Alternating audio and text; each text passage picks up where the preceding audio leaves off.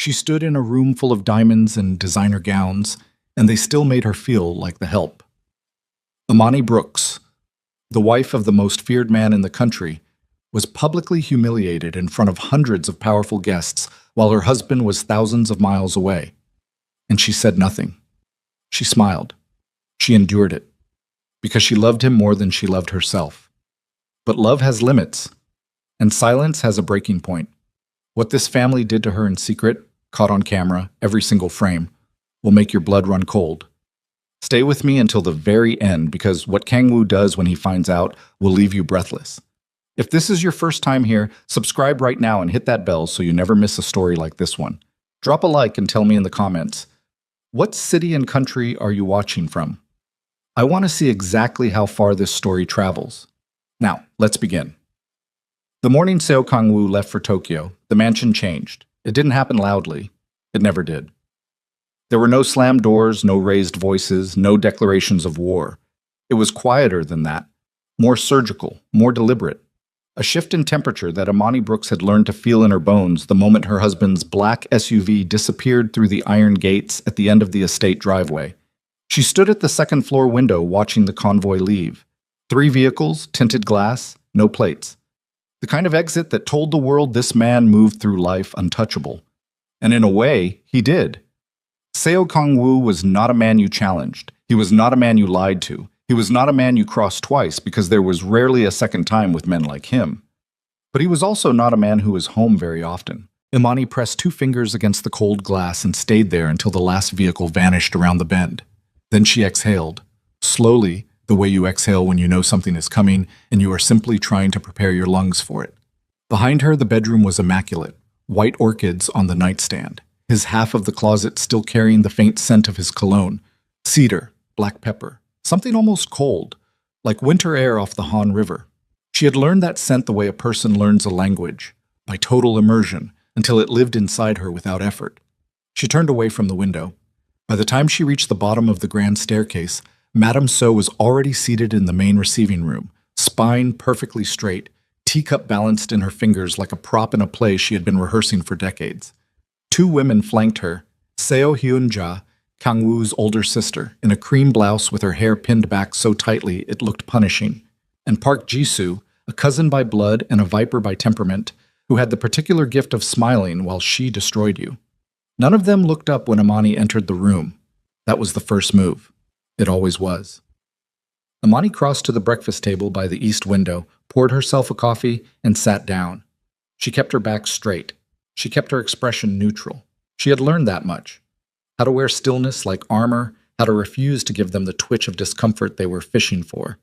The orchids in the east corridor are wilting, Madame Seo said, still not looking at her. Her Korean was slow and perfectly enunciated. The household translator, a young woman named Rena, stood near the doorway and rendered it into English, though everyone in that room knew Imani had been studying Korean for nearly 2 years and understood more than she was credited for. Someone should have attended to them yesterday. No one was looking at Imani, but the remark was aimed precisely at her, like an arrow loosed in a crowded room designed to find one specific target. Imani took a sip of her coffee. I'll speak to the groundskeeper this morning. The groundskeeper reports to the household manager, Hyun-ja said, picking up a piece of toast without glancing up. Not to guests. The word landed the way it was meant to. Guests. 2 years of marriage, 2 years inside this house, this life, this family that Kang-woo had brought her into with his hands cupped around her face and his voice rough with something she had never heard from a man before. Not desperation, not ownership, but something closer to reverence. And his sister still used that word. Guests. Imani set her cup down. She did not flinch. She did not flush. She said, of course, and she meant nothing by it except that she was still in the room and she was not leaving. Park Ji-soo finally looked at her. Her smile was warm and horrible. Did you sleep well, Imani? See, the West Wing can be drafty this time of year. We've been meaning to have the heating adjusted, but you know how long these things take. The West Wing. She had been moved to the West Wing 3 months ago under the pretense of renovations to the master bedroom, renovations that Imani had never been informed of and that Kang-woo had never mentioned. She hadn't told him about the move. She didn't know how to explain it without it sounding like what it was, It's fine, she said. Such grace, Jisoo murmured, tilting her head. Kangwoo always said you were adaptable. Madame Seo finally looked at Amani then. Her gaze was not cruel exactly. It was colder than cruelty, more controlled. It was the gaze of a woman who had decided the outcome of a situation long before the situation had presented itself and was now simply watching the clock run down. My son is a sentimental man, she said. He always has been. Even as a boy, he brought home things he found, broken birds, stray animals, things that needed to be saved. She lifted her teacup. He outgrew most of them. Amani looked at Madame Seo for exactly 3 seconds. Then she rose, gathered her coffee, and walked out of the room at a pace that was unhurried and deliberate and communicated precisely one thing. She was leaving because she chose to, not because she had been dismissed. In the hallway, out of sight of the receiving room, she stopped and pressed her back against the wall. The cold marble was solid behind her shoulders. She breathed in, out, in again. She didn't cry. Not yet. She was not by nature a soft woman, though people looked at her warmth and her work in humanitarian aid and assumed gentleness was the whole of her. She had grown up in the south side of Chicago in a house where the heating sometimes worked and sometimes didn't, raised by a mother who fought for everything and apologized for nothing, and she had carried that into every room she had ever entered. She was not fragile. She was not naive. She had walked into this marriage knowing exactly what Seo Kang-woo was, knowing the weight of what his name carried, and she had chosen him anyway, chosen him with her eyes open and her feet planted. What she had not fully calculated was his family. She pushed off the wall and moved through the corridor toward the garden entrance. She needed air. She needed distance from the sound of Jisoo's laugh drifting after her through the marble halls, light and satisfied the way a laugh sounds when it belongs to someone who has just drawn blood and knows it. Outside, the estate grounds stretched in every direction. Manicured hedgerows, a stone fountain at the center of the east garden, the long greenhouse at the far edge of the property where Amani had spent more hours than she would ever admit, among the orchids and the humidity and the quiet, because it was the one place in this estate where no one had claimed territory yet. She had been working on the humanitarian initiative for nearly a year, a collaboration between 3 international NGOs focused on displaced women across Southeast Asia. Kang-woo had helped fund it, quietly, through channels that didn't invite questions, which was exactly how he did most things. He had read her proposal once, on a Tuesday evening, when she'd brought it to him half-finished and bracing herself for skepticism, and instead he had taken the folder from her hands, sat down in the chair by the window, and read the entire thing without looking up. When he finished, he had said simply, "Tell me what you need." She had needed, it turned out, quite a lot. She sat on the stone bench near the fountain and pulled out her phone. 3 messages from her colleague Deanna back in Chicago. 2 about logistics for the Hanoi field visit. 1 that was just a voice memo of Deanna's 6-year-old singing a song about butterflies. Imani pressed play on the last one and sat with her eyes closed, and her face turned toward the pale morning light filtering through the clouds. She thought about calling Kang-woo. She thought about it the way she thought about a lot of things lately, with longing and with restraint in equal measure, the 2 feelings braided together so tightly she could no longer separate them cleanly. She did not call him. He had enough. He always had enough to carry. The Tokyo negotiations were delicate. She understood that, even without understanding the specifics. She knew the cadence of his stress by now, knew when his shoulders carried more than usual, knew the particular silence at dinner that meant something was in motion that he couldn't tell her about and wouldn't burden her with. And she loved that about him, his quietness, his protection of her from the uglier parts of what he managed. But she also understood, with a clarity she sometimes wished she didn't have, that his protection had a blind spot. He couldn't protect her from the people he trusted. She sat by the fountain for 40 minutes. Then she went inside and spent the rest of the morning in her office working on the proposal revision, listening through the wall to the sound of servants being redirected away from her wing on the household manager's orders. An order she knew had not come from Kang-woo, and whose origin she didn't have to guess at. By afternoon, Rena appeared at her door, visibly uncomfortable. "Mrs. Seo," she said, and there was a pause in the way she said it, a hesitation so slight anyone else might have missed it. "Madame Seo has requested the dining schedule be adjusted. Dinner will be served in the east dining room for the family at 7. For you, she's asked that a tray be sent to your office." Amani looked up from her laptop. She looked at Rena, who was 23 and kind and was currently examining a spot on the floor with deep focus. "Set my place in the east dining room," Amani said. She was very set my place. Rena nodded and left quickly. Amani sat back in her chair. Her laptop screen still showed the draft of the Hanoi proposal. She stared at it without reading it for a long moment. Then she picked up her pen and went back to work, because that was the only thing she knew how to do when a house was slowly trying to convince her she was invisible. She made herself undeniable. Dinner that evening was a particular kind of theater. She arrived at exactly 7, dressed simply. A deep burgundy dress that Kang Woo had chosen for her on a trip to Milan. Though she hadn't planned it that way, it was simply the dress that had been clean and pressed, and she walked to her seat with the same deliberate calm she'd cultivated all day. Madame Seo didn't acknowledge her entrance. Hyun-ja was mid-sentence in a conversation with Ji-soo about a charity foundation dinner the following week, and neither woman paused. Two of the older Kong cousins, men in their 50s, who Amani had never been properly introduced to despite nearly 2 years of shared family gatherings, sat at the far end of the table and spoke to each other in low voices. A servant started to pull out Amani's chair, and then, visibly, stopped. Looked at something behind her. She turned to find the household manager giving a small, almost imperceptible shake of his head. The servant stepped back. Amani pulled out her own chair. She sat down. She unfolded her napkin and placed it in her lap.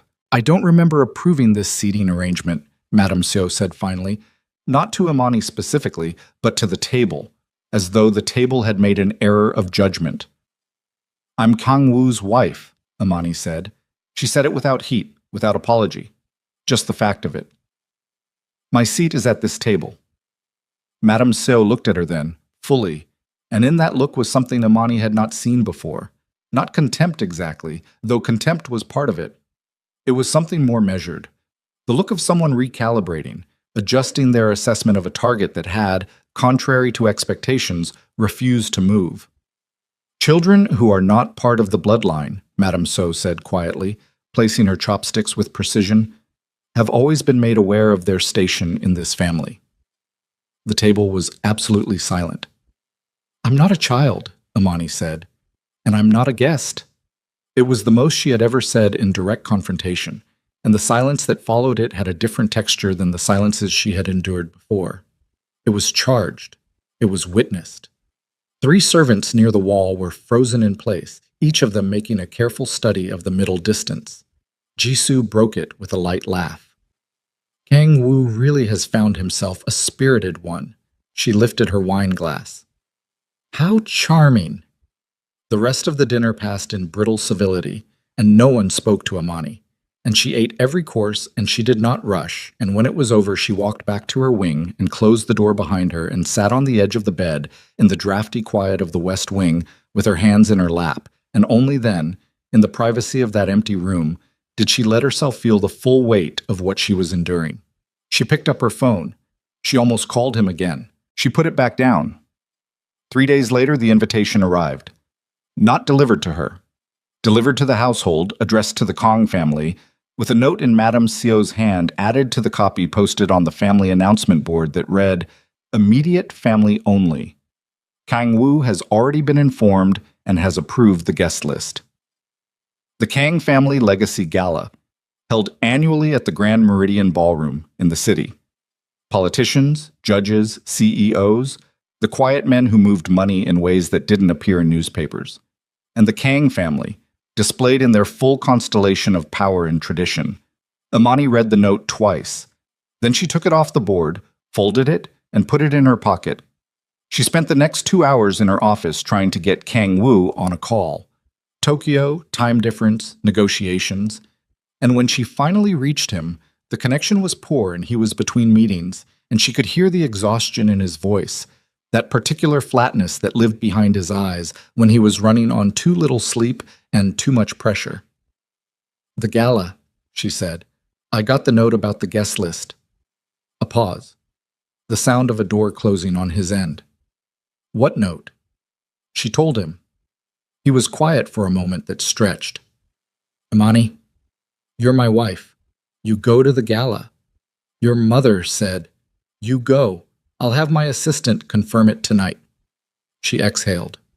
"Okay." Imani. His voice changed slightly.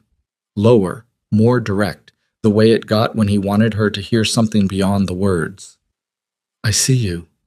She closed her eyes. I know. I'll be back by Saturday at the latest. I know, she said again.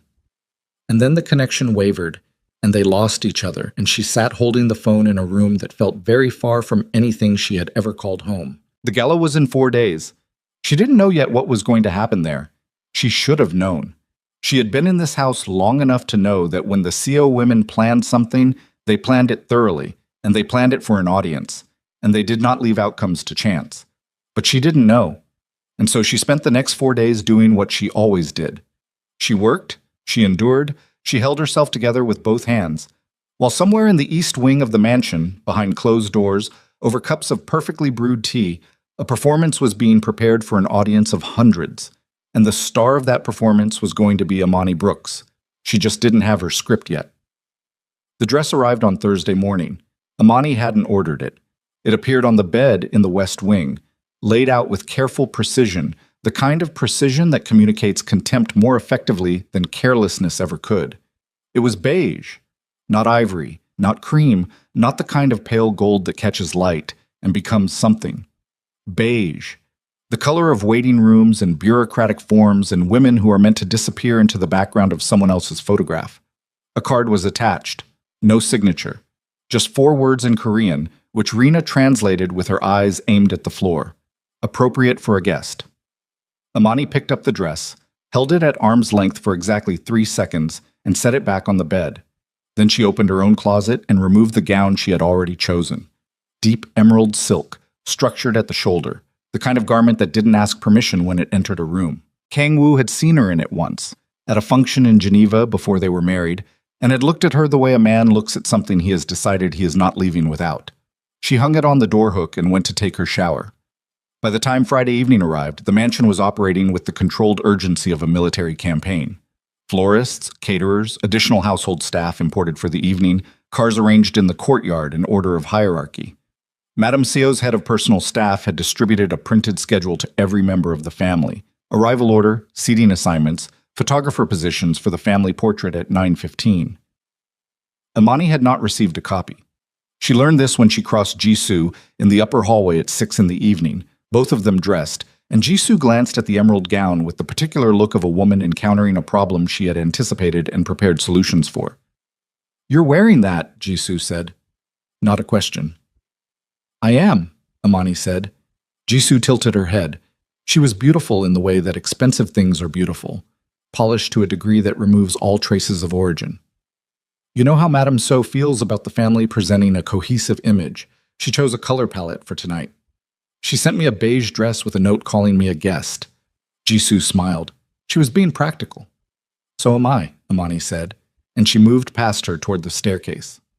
The Grand Meridian Ballroom was 40 minutes from the estate, in the glass and steel district where the city kept its most presentable face. The Kang convoy arrived in 3 cars, and the seating assignments inside those cars told the whole story without a single word being spoken. Madame Seo, Hyunja, and the 2 senior cousins in the first car, Jisoo and 2 younger cousins in the second, Imani in the third, alone, with a driver who did not make conversation and a city sliding past the tinted windows like a film she was watching from a very great distance. She sat with her hands folded in her lap and her spine straight, and she breathed, in, out. She thought about Kang Woo. She thought about the sound of his voice on that broken phone connection. "I see you." And she held on to it the way you hold on to something small and solid when the water is rising. The Meridian's entrance was a cascade of light and engineered grandeur. Cameras, guests, and architecture-level wealth, security personnel indistinguishable from executives. The Kang family was announced and received with the kind of deference that belongs to people who have redefined the difference between power and its performance. Imani stepped out of the third car alone. No one from the family turned to walk with her. No one fell back to acknowledge her arrival. They moved toward the entrance as a unit, Madame Seo at the center, flanked by her children and relatives. And the gap between that unit and the woman in the emerald gown was visible to anyone who was paying attention. Several people were paying attention. A photographer from one of the society publications caught it.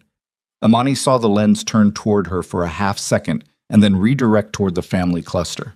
She kept walking. She kept her chin level. She entered the ballroom with her own hands free and her own name on the guest list and absolutely no one beside her. And she found her place card and sat down at a table that turned out to be, on examination, positioned 3 rows back from the family table.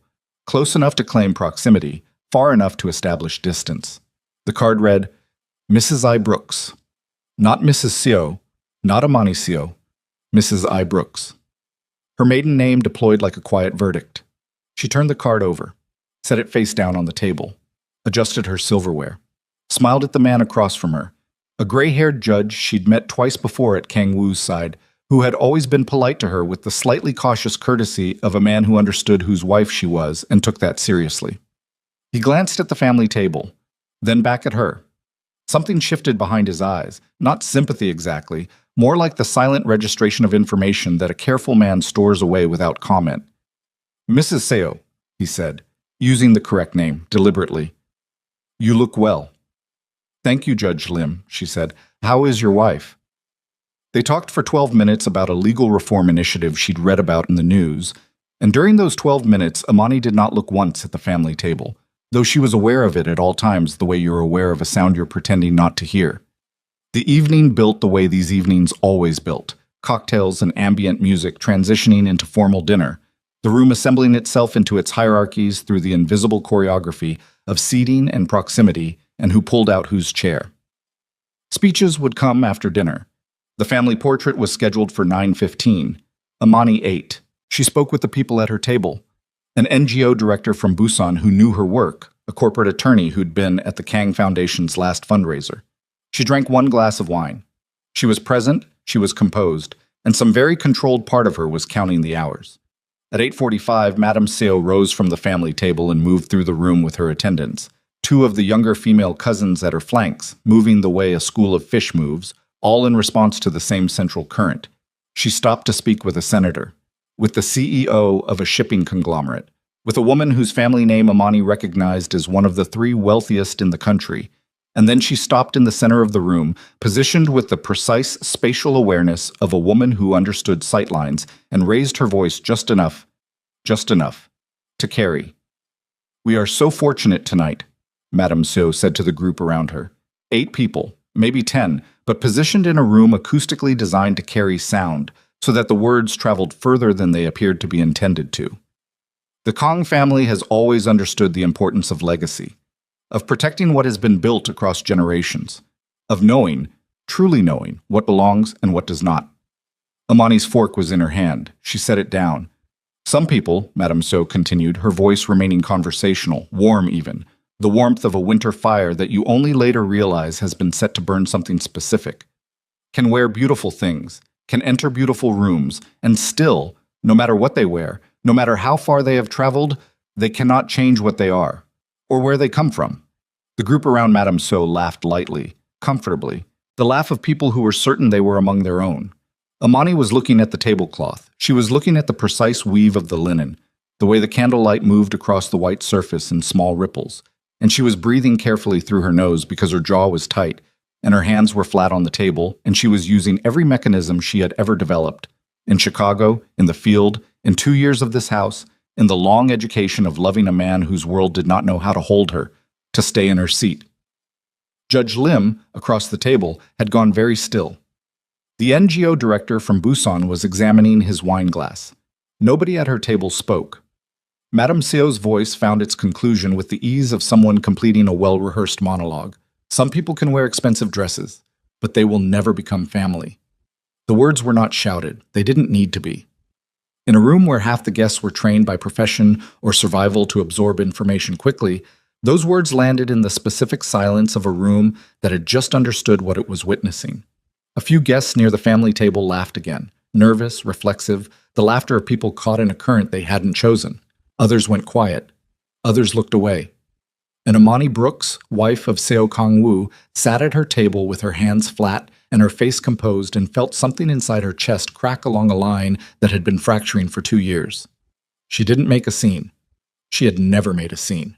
That was not who she was, and she refused to let this place, these people, this carefully constructed campaign of diminishment make her into someone she didn't recognize. She rose from the table. She excused herself to Judge Lim with 3 words, "Excuse me, please." And she walked from the ballroom at the same deliberate pace she had walked every corridor of that estate for 2 years. And she found the hallway, and then a side exit.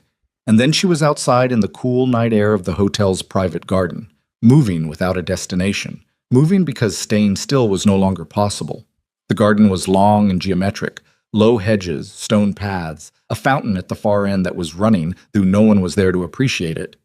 She followed the path without thinking and found herself standing at the glass door of a greenhouse attached to the hotel's rear wing, its interior lit in the diffuse amber of grow lights, warm from 20 feet away. She pushed the door open. The air inside was thick and alive, humid, green, the smell of soil and flowers, and something growing that had nothing to do with the world on the other side of that glass door.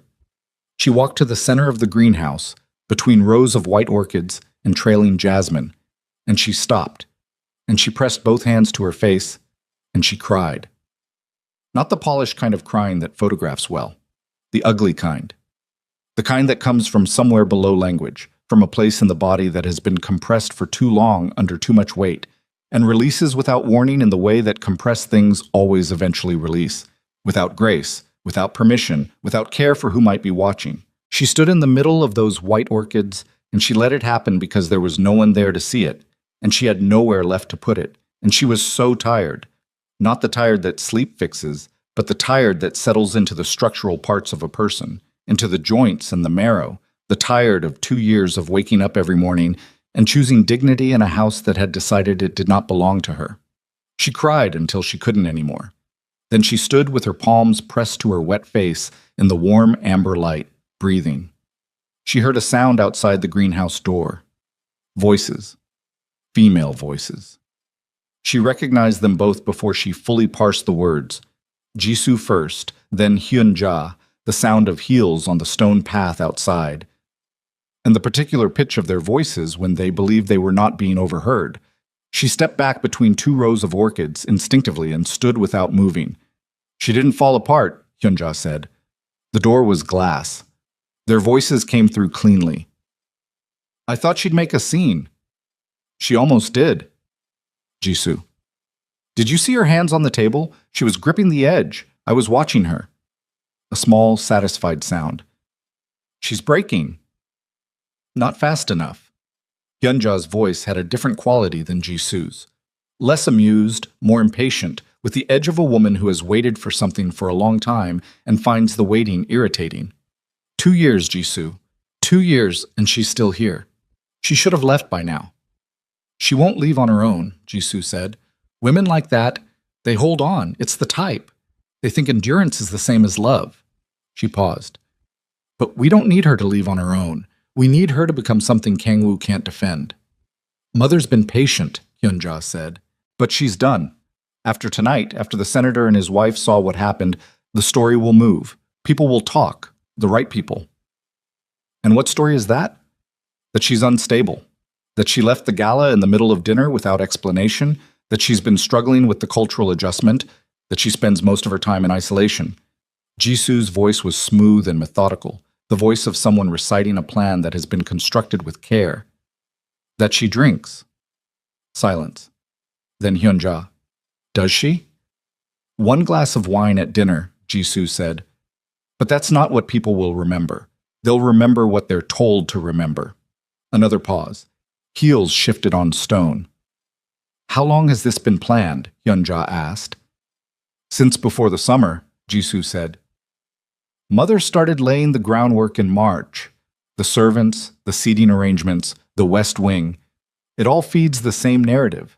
An unstable foreign woman in over her head, slowly unraveling, becoming a liability to the Kang name.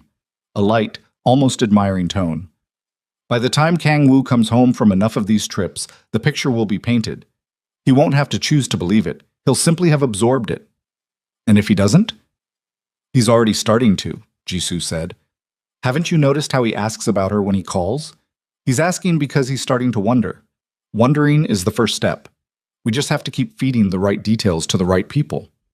Hyunja made a sound that was not quite a laugh, more like the release of something held. She's crying in there, isn't she? Amani's entire body went cold.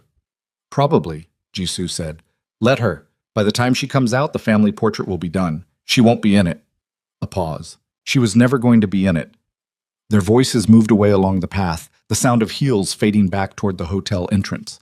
Amani stood between the orchids and the amber light, not breathing. She had known it was deliberate.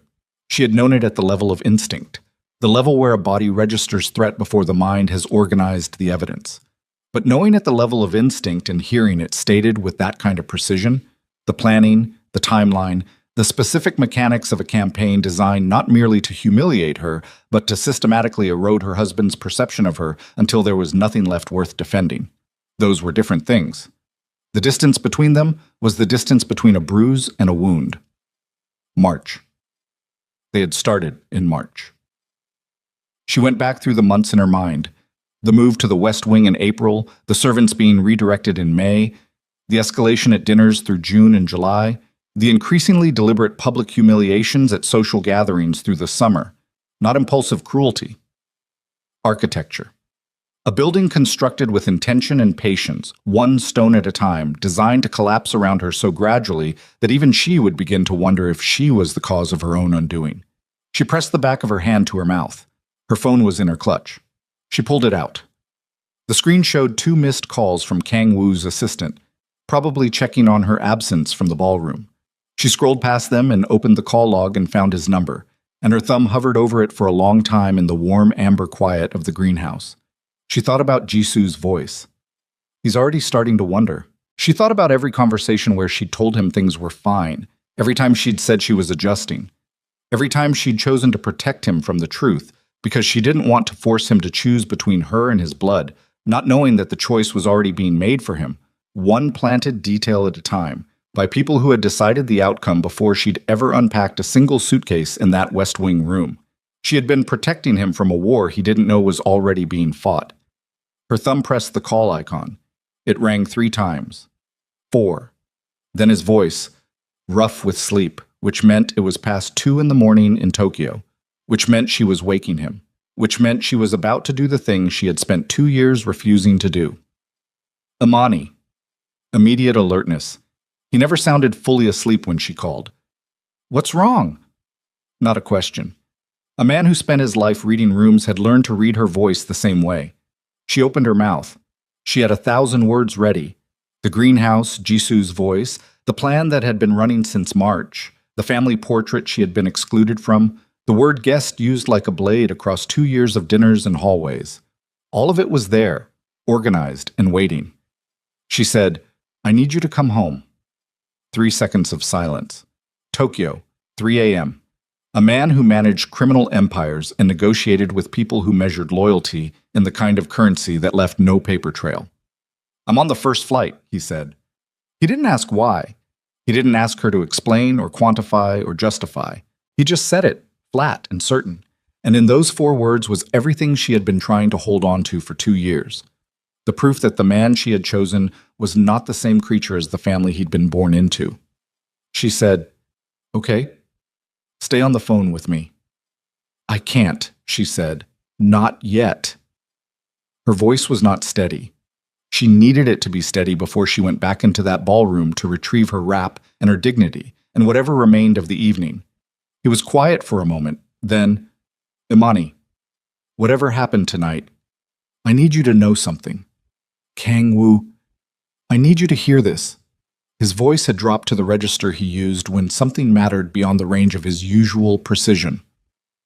I have known something was wrong. I have known it for longer than I want to say out loud right now, and I have been... A pause that cost him something. I have not been home enough. That is on me. She closed her eyes. I'm coming home, he said. Don't do anything. Don't say anything. Just be safe tonight. Can you do that? Yes, she said. Good. Another beat of silence, and in it she could hear him moving, hear the sounds of a hotel room in motion, the specific sounds of a man who had already made a decision and was implementing it. I'll be there before you wake up. She ended the call. Stood in the orchid-heavy air for another minute. Then she straightened her dress, pressed her fingers beneath her eyes where the mascara had tracked, and went back to find something clean in her face to wear back into the ballroom, because whatever came next, she was not going to let them see what they had done to her. But when she re-entered the ballroom through the side corridor, she stopped. The family portrait was in progress. Madame Seo at the center, flanked by her children and their spouses. All of them, even Jisu's husband, who almost never attended these events. The photographer was arranging them with the careful efficiency of someone constructing an image that would be printed, framed, published. Staff and guests stood at a respectful distance, watching. Amani stood at the edge of the crowd. No one called her forward. No one moved to make space. Hyunja turned once, saw her standing at the periphery, and turned back without expression. The camera flashed. Once. Twice. The family smiled. Not warm smiles, but the calibrated smiles of people who understood that this image was a document, a statement, a version of history being written in real time. Amani stood outside the frame and watched her own marriage be photographed without her in it, and something she had been carrying very carefully for 2 years, something she had been treating like fine glass, handling with both hands, refusing to set down even when her arms ached, finally, in that moment, stopped feeling worth the wait. She turned and walked toward the exit. She didn't run. She collected her wrap from the coat check. She thanked the attendant by name because that was who she was.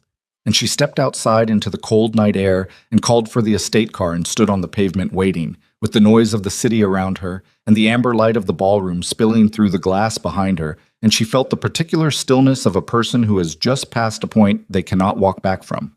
She didn't know yet what Kang Woo was going to find when he arrived home ahead of schedule. She didn't know about the security cameras. She didn't know that the very surveillance system installed to protect the estate from external enemies had been recording every corridor, every dining room, every whispered conversation in every hallway for the past 8 months. She didn't know that the man who had built his empire on intelligence and information had access to every frame of footage, every timestamp, every face. She didn't know that by the time she woke up the next morning, Seo Kang-woo would already be standing in his own security room at 3 a.m, watching his family's campaign against his wife play out on 12 monitors simultaneously, his face absolutely still, his hands at his sides, and something cold and total moving through him that his enemies would have recognized immediately and his family had never once thought to fear. She only knew that she was standing on a pavement outside a ballroom that had just photographed her absence, and that something had ended tonight that could not be restarted, and that whatever came next was going to be different from everything that had come before. The estate car arrived. The driver opened the door. Amani Brooks got in. And as the car pulled away from the light and the noise and the glass-faced building where the Kang family was still smiling for cameras that would never capture what they truly were, she looked straight ahead through the windshield at the dark road opening up before her, and she did not look back. Not once. He came home to an empty bedroom and a security room full of evidence. And what Seo Kang-woo watched on those 12 monitors, 8 months of footage, his family's faces, his wife's face, would turn the most feared man in the country into something his enemies had never encountered before, a man with a personal score to settle. Part 3 is coming, and the reckoning begins at home. He arrived at 4:17 in the morning. No announcement, no convoy. One car, one driver, and Seo Kang-woo in the back seat with his jacket folded across his knees and his phone face down on the seat beside him, watching the estate gates open through the windshield with the particular stillness of a man who has spent the entire flight home deciding something. The driver didn't speak. He never did on nights like this.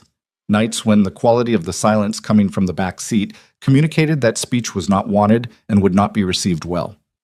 In 12 years of driving for Kang-woo, this man had learned to read the temperature of silence the way a sailor reads weather, and what was coming from the back seat tonight was not the silence of exhaustion or the silence of thought. It was the silence of resolution, the kind that comes after everything else has already been decided. The car stopped at the main entrance. Kang-woo got out before the driver could open the door. He carried nothing. He had left his luggage in Tokyo, told his assistant to deal with it, told his security detail to stay at the hotel, booked the first available flight home on a commercial carrier under a name that was not his own, which was a thing he had not done in 4 years. The last time he had moved like that, anonymously, without infrastructure, without the full weight of the Kang apparatus around him, had been in a situation with a rival syndicate in Busan that had required the kind of quiet resolution that could not afford witnesses. He walked through the front entrance of his own home and didn't turn on any lights. The estate was dark and quiet at this hour. Staff were asleep in the lower quarters. The family, his mother, his sister, his cousins, were in their respective wings behind their respective doors, sleeping the sleep of people who believed they were safe inside the walls of a house they had helped build and had always treated as their own. Kangwoo moved through the main hall by memory, through the corridor that connected to the East Wing security room, a room behind a door that looked like a wall panel, framed by built-in shelving, accessible only by biometric scan. He pressed his thumb to the panel. The door opened. He stepped inside and pulled it shut behind him. The security room was small and deliberately spare. 12 monitors arranged in 3 rows of 4, a single chair, a keyboard, the blue-white light of screens in standby. He sat down. He entered his credentials. The system came alive around him. He had built this system himself, in the sense that he had specified every camera placement, every retention period, every access restriction. 63 cameras across the estate grounds and interior, hallways, entrances, common rooms, exterior gardens, not bedrooms, not bathrooms, everywhere else. He had installed the system 5 years ago after an incident with a rival family that had taught him, expensively, that the greatest threats to a man's empire rarely come from outside. He had told himself at the time that the system was a professional tool, that it was for the protection of the estate and its occupants and the business operations conducted therein. He had never in 5 years used it to surveil his own family. He pulled up the archive. 8 months, the full retention window. He set the system to flag all footage containing Amani's biometric profile, which the cameras tracked automatically, and let the algorithm run. It took 4 minutes to compile. When it finished, there were 412 flagged clips. 412. He sat in the blue-white light of the security room and he started at the beginning. The first clip was from the previous March, the main dining room. He was in Osaka at the time. He cross-referenced his travel records in a second window to confirm. The footage showed Amani entering the dining room at 7 in the evening, dressed, composed, moving toward her seat at the table. His mother was already seated. Hyun-ja, 2 cousins, the household manager standing near the service door. What happened next took 40 seconds. He watched his mother say something. The cameras had no audio, but the system had a lip-reading overlay he'd had installed for professional security purposes, and he activated it now, watching the translation appear at the bottom of the screen in small white text. The accuracy was 70 to 80% on Korean, less on English, but enough. The translation read, "The table is set for family this evening. You may take your meal in the west sitting room." Amani had stood in the doorway for a moment. Then she had turned and walked back out. He moved to the next clip, and the next. He was in that chair for 3 hours and 40 minutes. He watched his household staff receive redirected instructions on 47 separate occasions, all traceable to his mother's personal assistant. He watched a servant begin to assist Amani in the garden, and then stop, visibly, in response to a gesture from the household manager who was watching from a window above. He watched Hyun-ja intercept a delivery of documents addressed to Amani, materials for her humanitarian project, and redirect them to a side office where they sat unopened for 11 days. He watched Ji-soo in the upstairs hallway demonstrate for 2 of the younger female cousins how to perform a particular smile while saying something that the lip reader translated as, like this. She can't tell the difference between this and real. He watched the dinner scenes, 14 of them, across 8 months, the progression documented with the clinical clarity of surveillance footage, the escalating exclusions, the public demotions at the table, the redirected servants, the accumulated architecture of it.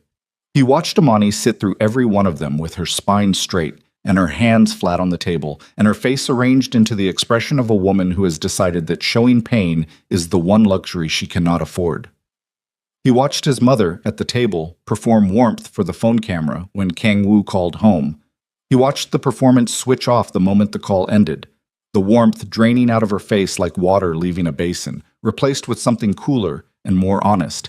And he watched her turn to Hyun-ja and say something the lip reader rendered as, "He suspects nothing. Keep the schedule." He found the clip from that evening, the gala, and he didn't need the lip reader for that one because Jisoo and Hyun-ja were standing outside a glass greenhouse with their faces turned toward the camera he hadn't remembered was positioned at the junction of the East Garden path, and the angle was good.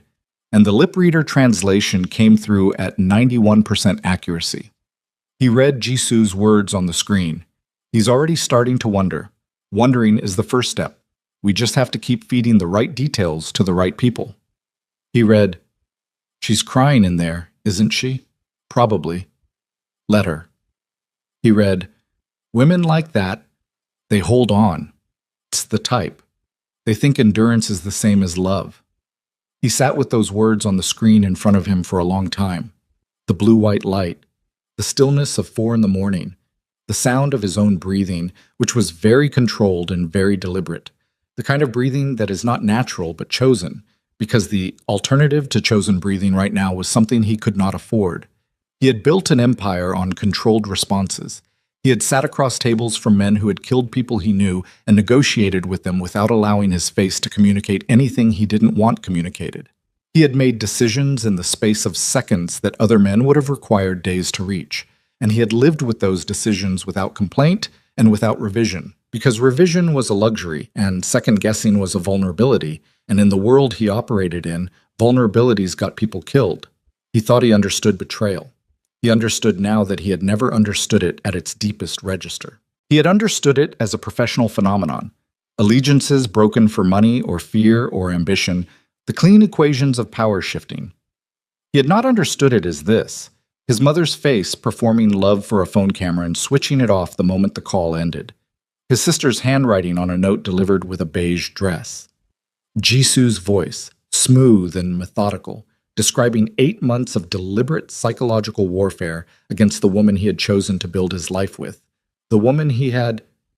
He stopped that thought. He stopped it with the same mechanism he used to stop everything that threatened to move faster than he could manage. He turned off the monitors. He sat in the dark for 2 minutes exactly. Then he turned them back on, copied the complete archive to an encrypted external drive, removed the drive, put it in his inside jacket pocket, and left the security room. He stood in the hallway outside the hidden door. The estate was still dark, still quiet. He could go upstairs. He could go to the West Wing, where Imani would be sleeping, or not sleeping, because she had known he was coming and she would be lying in that drafty room in the dark, waiting, the way she had been waiting for 2 years for something to change. He went to the West Wing. The door was not fully closed. A line of yellow light along the bottom edge told him she was awake.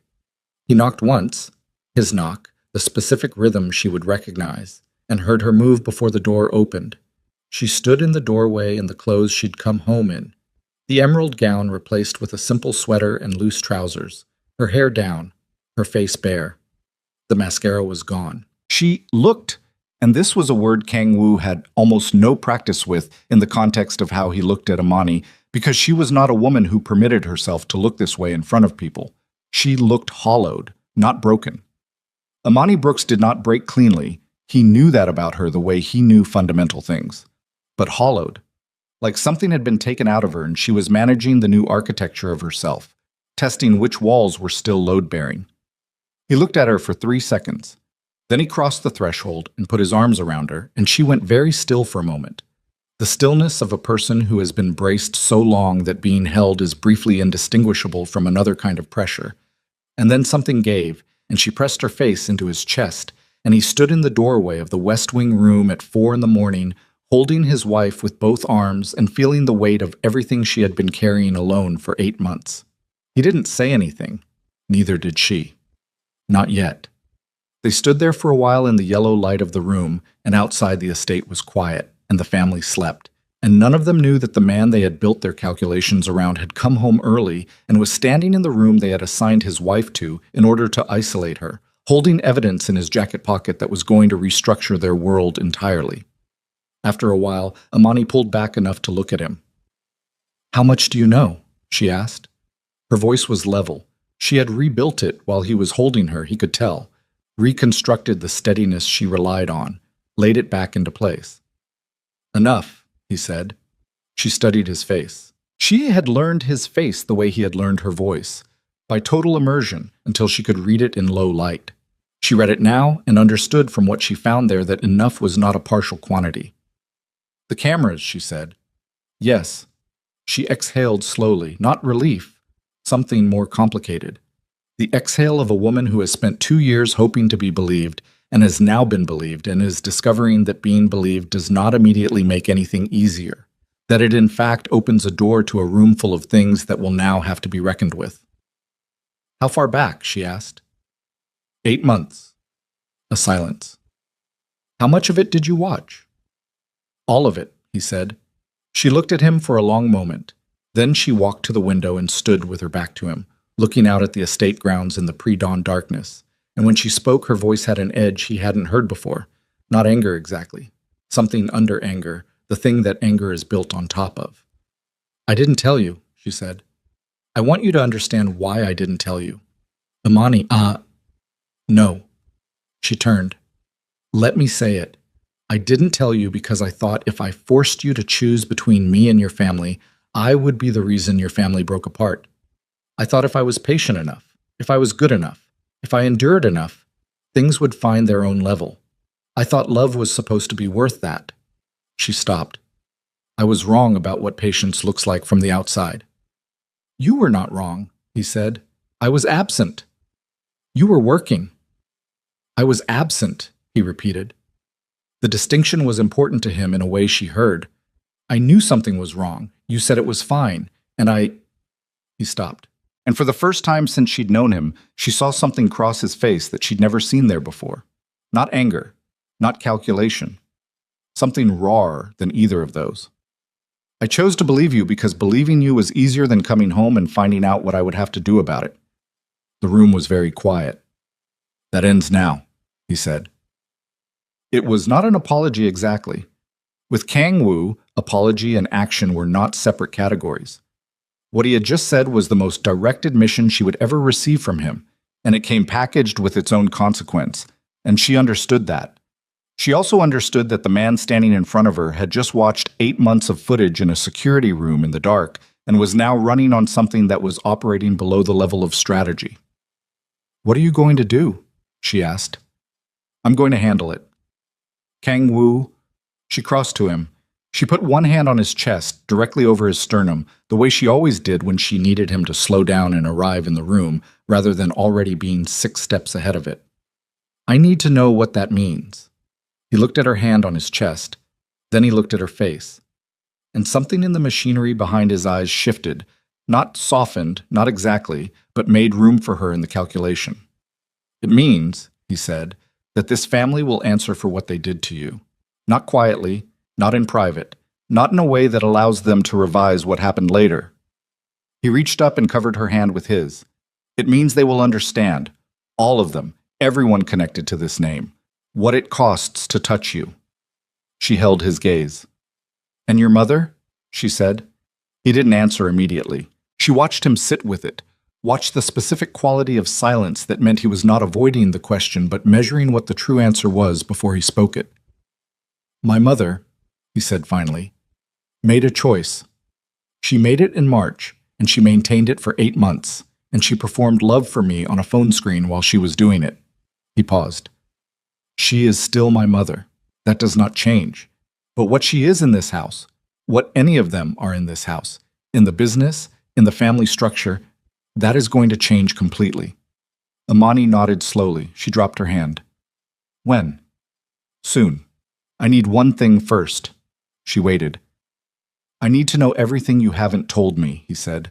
From the beginning, every incident, every specific thing that was said, every specific person who said it, every public event, every private moment. I have the footage for what the cameras covered. I need what they didn't. He looked at her steadily. I know what I'm asking. I know it's going to cost you to say it out loud. I'm asking anyway. She stood in the center of the room for a moment. This was the part she had been protecting him from for 2 years. This was the door she had kept closed out of love. The kind of love that mistook shielding for care. The kind that she now understood had accidentally assisted the people who were trying to take her apart. She went to the chair by the window and sat down. Kang Wu sat on the edge of the bed across from her, elbows on his knees, and he looked at her with the full and absolute attention of a man who has made a decision to listen the way he listens when a situation is about to require everything he has. She started talking. She went back to the beginning, the first week after their wedding, When Madame Seo had received her alone in the receiving room and explained, in quiet and courteous Korean, that there was a way things were done in this family, and there was a way things were not done, and that Imani would find the adjustment easier if she allowed herself to be guided. She talked about the first gala, 18 months ago, where she'd been seated with the business associates rather than the family, and had told herself it was a logistics issue. She talked about the West Wing move, the reason she'd been given versus the reason she'd understood. She talked about Rena's face when she delivered messages. She talked about the names Jisoo had used in company, always deniable, always in a register that forced Imani to choose between confronting them and seeming unhinged or absorbing them and seeming compliant. She talked about the servants, the dinner table, the photographs, the invitation note. She talked for a long time. Kang Woo did not interrupt. He sat with his elbows on his knees and his hands loosely linked and his eyes on her face, and he listened to 2 years of his wife's life inside his own house unfold in the pre-dawn dark of the West Wing room, and his expression did not change in the ways that expressions usually change when people are absorbing difficult information. There was no visible shock, no grief, no anger performing itself for her benefit. There was only the quality of a man receiving intelligence and filing it with precision, and beneath that, so far beneath the surface that she almost missed it, something absolutely cold and total and implacable that she recognized as the part of him that had built an empire by understanding one thing above all others, that power, without consequence, is not power, it is invitation. When she finished, it was past 6 in the morning. The sky outside the window was beginning to gray. Kang Woo sat quietly for a moment. Then he stood up, and he was a different configuration of the same man, the same face, the same stillness, but something had organized itself behind it that had not been there when he walked through the front door. "Go to sleep," he said. "Kang Woo, I mean it. Sleep. What happens next is not yours to manage." He moved to the door, then stopped with his hand on the frame and looked back at her. "You've been managing alone for 2 years. That stops today." She looked at him across the room.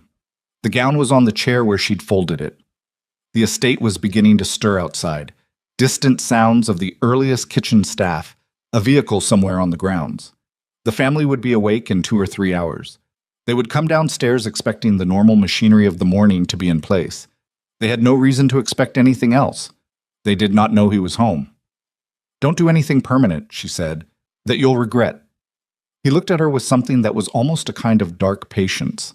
"I never do anything permanent that I'll regret," he said. "The things I regret are always the things I didn't do soon enough." He left. She sat in the chair by the window for a while, listening to his footsteps move away down the corridor. Unhurried, deliberate, a man with full knowledge of exactly where he was going. She had heard that walk before, in professional contexts, in rooms where he was about to do something that people in those rooms were not prepared for. She had never heard it aimed at his own family. She should have slept. She knew that.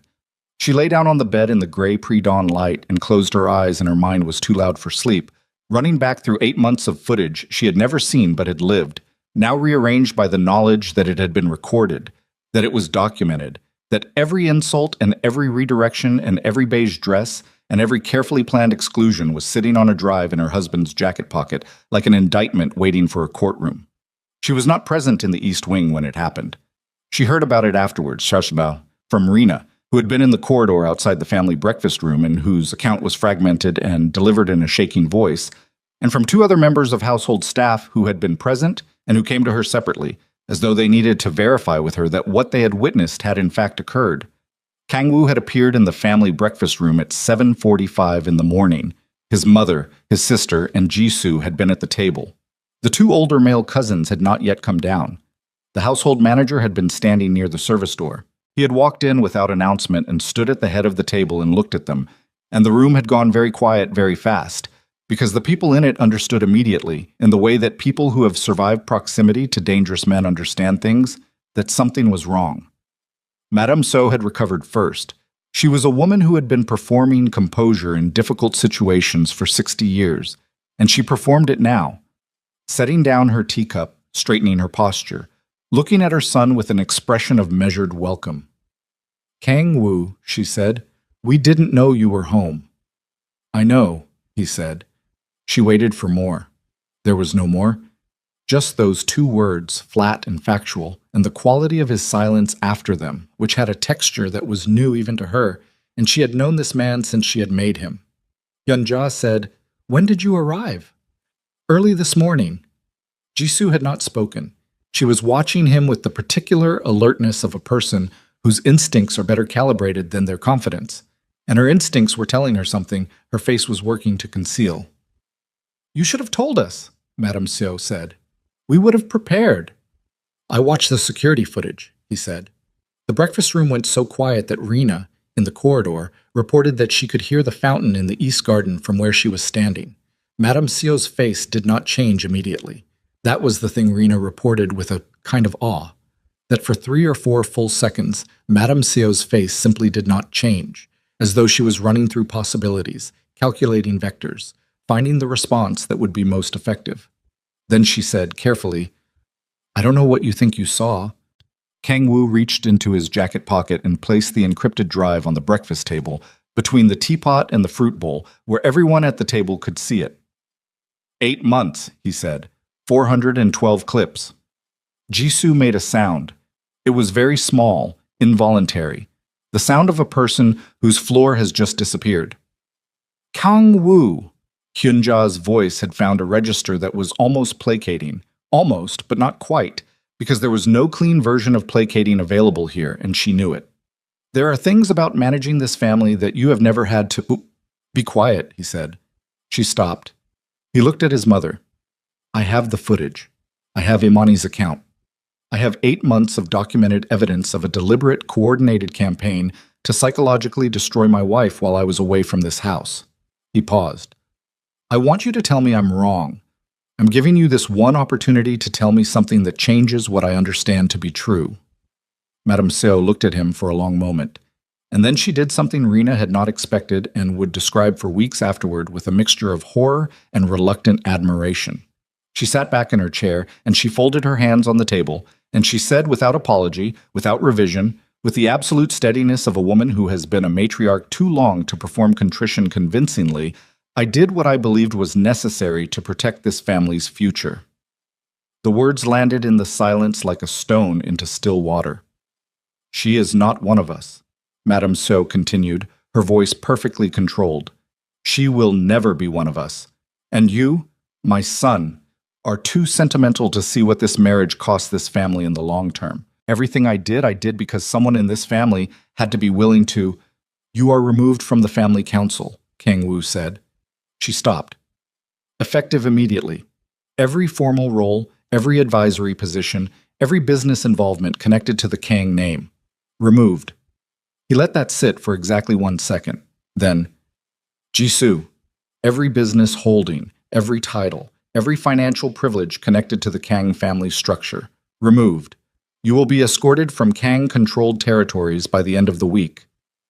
Jisoo's face had gone the color of the white tablecloth. "Kang Woo," Hyunja said, and her voice had broken through the veneer of composure into something more unguarded, something almost desperate. "You can't dismantle this family over a—" She stopped herself. Too late. The word she had not said was nevertheless in the room with all of them, taking up space, and Kang Woo looked at his sister with an expression that Rena would later describe, searching for language, as the look of a man who has just watched a door close that he had been hoping would stay open. "Over a what?" he said. Hyunja didn't answer. "Over a woman you've spent 2 years trying to convince me isn't worth defending," he said. "Over my wife. Over the person I chose." He picked up the drive from the table. "Every leadership position you hold in the family's corporations. Gone. I'll have my legal team execute the documentation today." He looked at the 3 of them, his mother, his sister, his cousin, seated at the breakfast table of the house he owned, in the family he had inherited and expanded and protected, and he let them look back at him long enough to understand that this was not a negotiation, not the opening position of a conversation that would find its way to compromise, not the anger of a man who would cool. "This house," he said, "belongs to my wife and to me. What happens inside it is going to reflect that. From today." He left the breakfast room. Rena heard his footsteps in the corridor, moving back toward the west wing, and she pressed herself against the wall to give him space, and as he passed, she caught one glimpse of his face in profile. Jaw set, eyes forward, the face of a man who has just done something irrevocable and is already 3 steps past it into what comes next. What came next, Amani did not yet know. She was still in the West Wing room when Kang Wu came back. She had not slept. She was sitting in the chair by the window, watching the estate grounds come into the full light of morning, when the door opened and he came in and crossed directly to her and crouched down in front of the chair so they were at eye level and took both her hands in his. She looked at his face. She read it. And what she found there was not the controlled blankness of a man who had just executed a professional decision. It was something more exposed than that. The face of a man arriving at the far side of something that has cost him, finally allowing himself to show that it has cost him, because he was in the one room in this estate where he trusted the person looking at him to see it without using it against him. "It's done," he said. She looked at him. "Your mother will live with the consequences of what she chose," he said. "That's what consequences are." She held his gaze for a long moment. Outside, somewhere in the East Wing, she could hear the distant sound of a door being opened and then closed with force. One of them, unable to contain the shock of it, expressing through the only mechanism still available to her what she could not afford to say out loud. "This isn't over," Amani said. "Not a question." "No," he said. "There's more." She waited. The gala, the footage, the specific evidence of what Jisoo planned, the narrative they were building, the people they were feeding information to. His hands were still holding hers. It can't be handled privately. A private resolution can be revised. It can be denied. In 6 months, in a year, the story becomes something else. We become the villain, you become the destabilizing influence, and they become the family that suffered. He looked at her carefully. "What I'm planning requires a public forum. It requires witnesses who cannot be managed afterward, and it requires you to be present for it." She understood what he was saying. She understood the specific geometry of it, the way his world operated, the way power was maintained not through private agreements, but through public demonstrations that established unambiguously where the lines were and what happened when they were crossed. "When?" she said. 3 days, he said. "I'm calling a full assembly. Every captain, every executive, every family member, every significant ally, an emergency leadership meeting." He paused. "They won't know what it's actually for until they're in the room." She looked at his face. She thought about standing in that ballroom 3 hours ago, the family portrait, the frame she had been left out of, the ambassador's wife who had watched it happen with carefully averted eyes. She thought about Jisoo's voice in the greenhouse. Let her. She was never going to be in it. She thought about 2 years of chosen silence and what it had cost her, and what it had almost cost her marriage, and what it had allowed to grow in the space that silence had left. "I'll be there," she said. He nodded once. He stood. He was moving again, already in motion toward the next thing, the thing after that, the full machinery of Seo Kang-woo in motion with a target and a timeline, and the cold and total intention of a man who had finally understood where his real war was being fought. At the door, he stopped. He turned back. "Imani, he said. "The West Wing." She looked at him. "You're moving back to the main bedroom today," he said. "I'll have your things transferred this morning." It was not a large thing in the scale of what was coming. It was not the confrontation or the assembly or the reckoning that was 3 days away. It was simply a room, a door, a location in a house. But she felt it go through her like something solid being placed back in a space that had been empty for too long, and she understood that some repairs begin not with grand gestures but with exactly this: a man standing in a doorway telling his wife where she belongs. "Okay," she said. He left. And Imani Brooks sat in the chair by the window of the West Wing for the last time, watching the morning settle over the estate grounds, while 3 days away, in a room full of the most powerful people connected to the Kong name, a reckoning was being assembled that would change the shape of this family permanently. The family that had spent 2 years trying to make her invisible was about to discover what it looked like when Seo Kang-woo made something undeniable.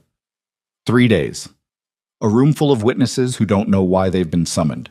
12 monitors loaded with 8 months of evidence, and one woman who has endured everything, seated finally where she belongs, at her husband's side.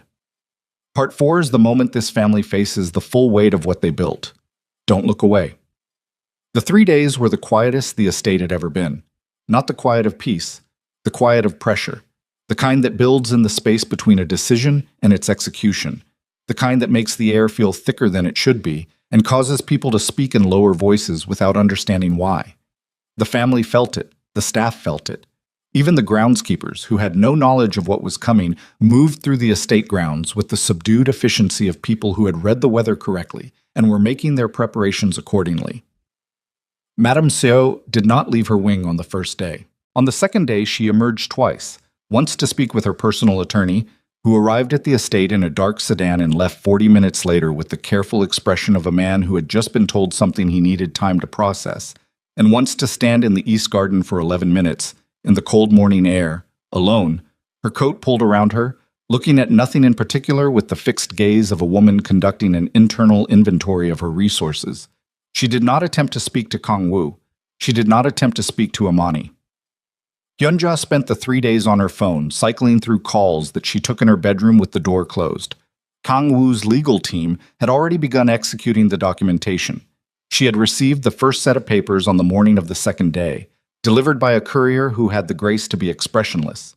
She had signed for them with a steady hand and then sat for 2 hours in the armchair by her window, the envelope unopened in her lap, before she finally tore it apart and read what was being taken from her. Jisoo left the estate on the first night. No announcement. A car was called at 11 in the evening, luggage was loaded, and by midnight she was gone. Not to her own apartment in the city, which fell within Kang-controlled territory, but to a hotel in a district that she apparently believed was sufficiently removed from the Kang network to provide cover. She was wrong about that, but the information was filed and not acted upon, because Kang-woo had uses for it that required patience. Amani slept in the main bedroom. The first night she lay awake for a long time in the dark, aware of the space around her, the width of the room, the correct warmth of the heating, the absence of the drafts that had been a constant feature of the West Wing. Kang-woo slept beside her, or occupied the space beside her in a configuration that resembled sleep, but was probably something closer to the suspended state he entered when his mind was running at full capacity on a problem that required morning to act on. She could feel it. The particular stillness of a man who is not resting, but processing, the almost imperceptible tension in his shoulders that told her he was 10 steps ahead of the room and reviewing each of them for structural weaknesses. At some point past 2, she turned toward him in the dark and said quietly, "You don't have to do this in a way that destroys them completely." He was quiet for a moment. "I know that." "I mean it," she said. "I want justice. I don't want obliteration." Another beat of silence. "Those two things are going to look very similar from where my family is standing." "Maybe," she said, "but I need to know the difference is real. For me." He turned his head toward her in the dark. She couldn't see his face clearly, but she knew the quality of his attention when it was fully on her. It had a specific weight to it, like a hand between the shoulder blades, steadying. "The difference is real," he said. She believed him. Not because she was naive about what he was capable of. She had never been naive about that.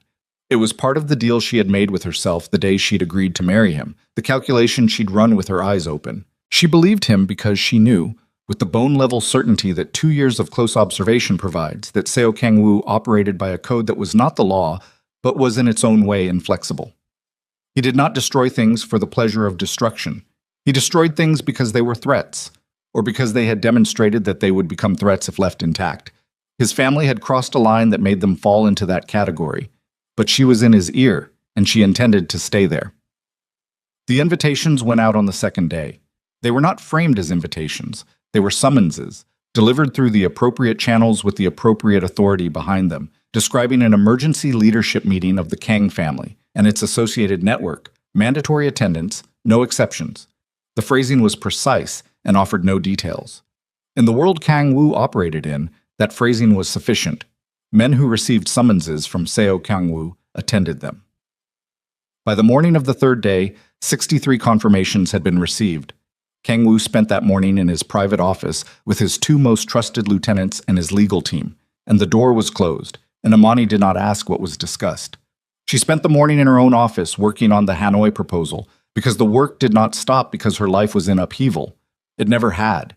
It was one of the things she had always done to maintain the proof that she existed beyond the context other people tried to confine her to. At noon, she called Deanna in Chicago. Deanna picked up on the second ring. "Tell me," she said immediately, because Deanna had known Amani for 11 years and could read the specific texture of a phone call from across an ocean. "I'm okay," Amani said. "That's not what I asked." "I know." A pause. "Things are happening. Good things, I think. Necessary things. But I don't know yet what the other side of them looks like."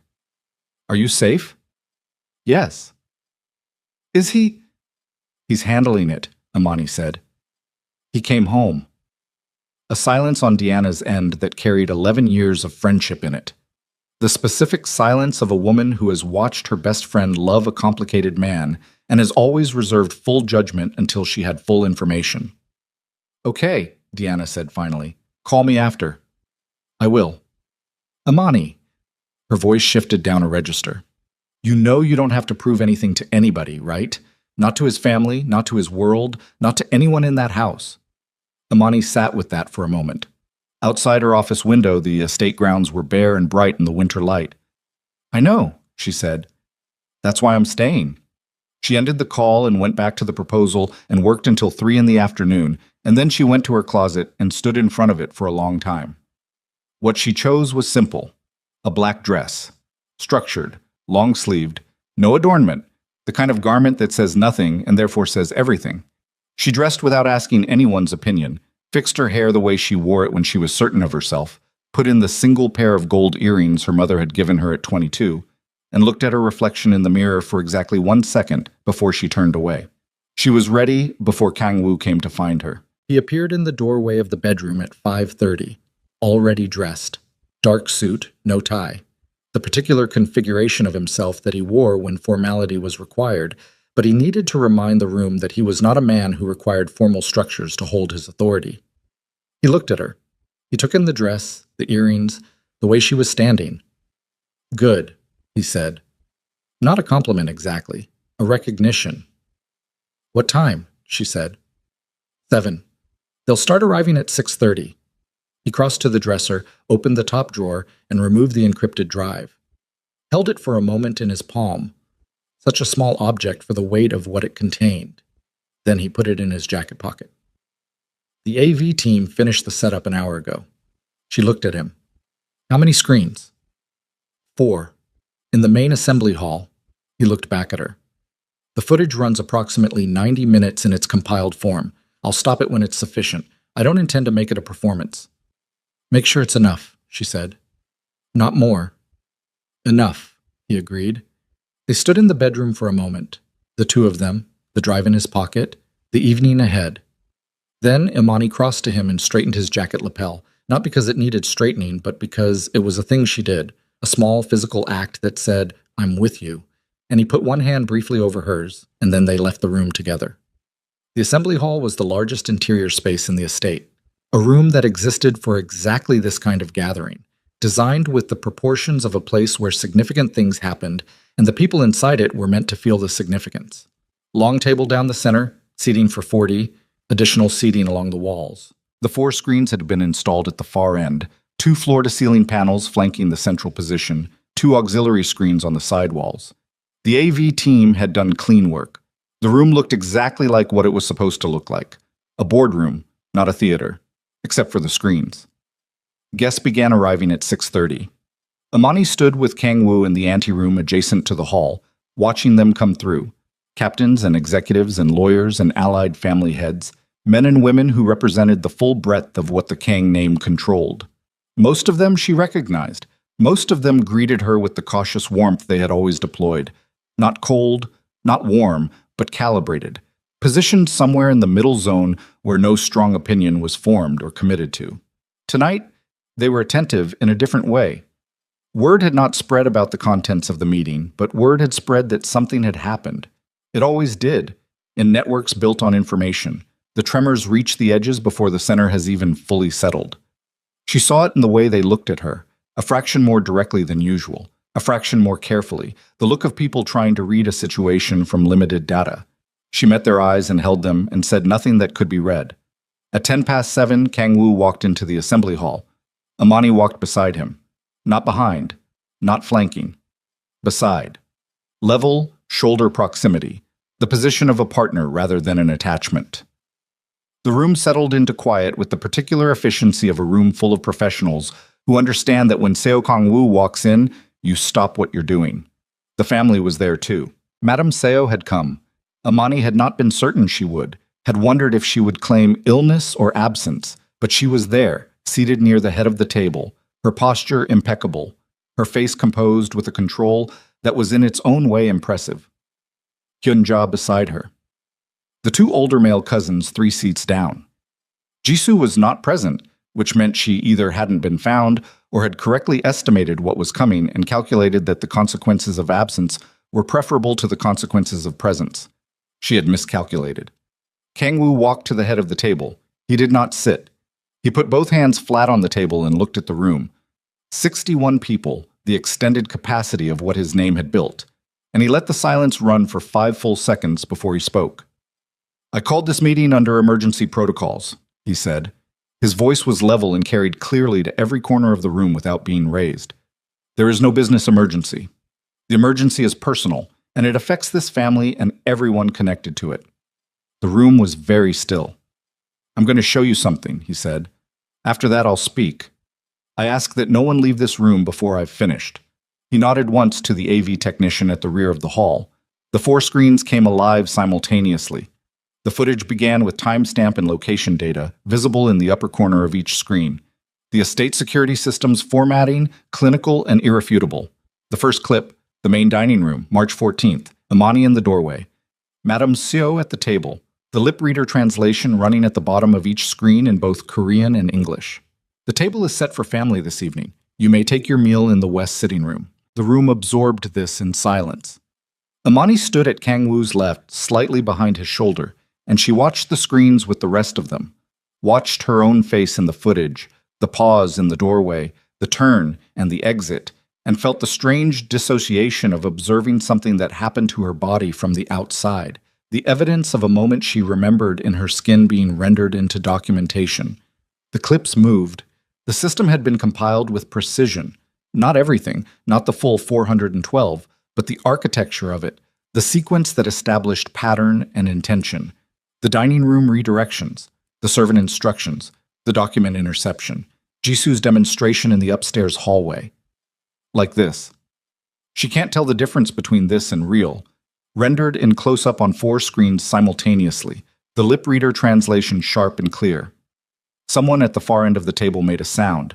Not a word, just the involuntary sound a person makes when something lands hard enough to require a physical response. Then the gala footage. Madame Seo in the center of the ballroom, the room's acoustics working in the camera's favor.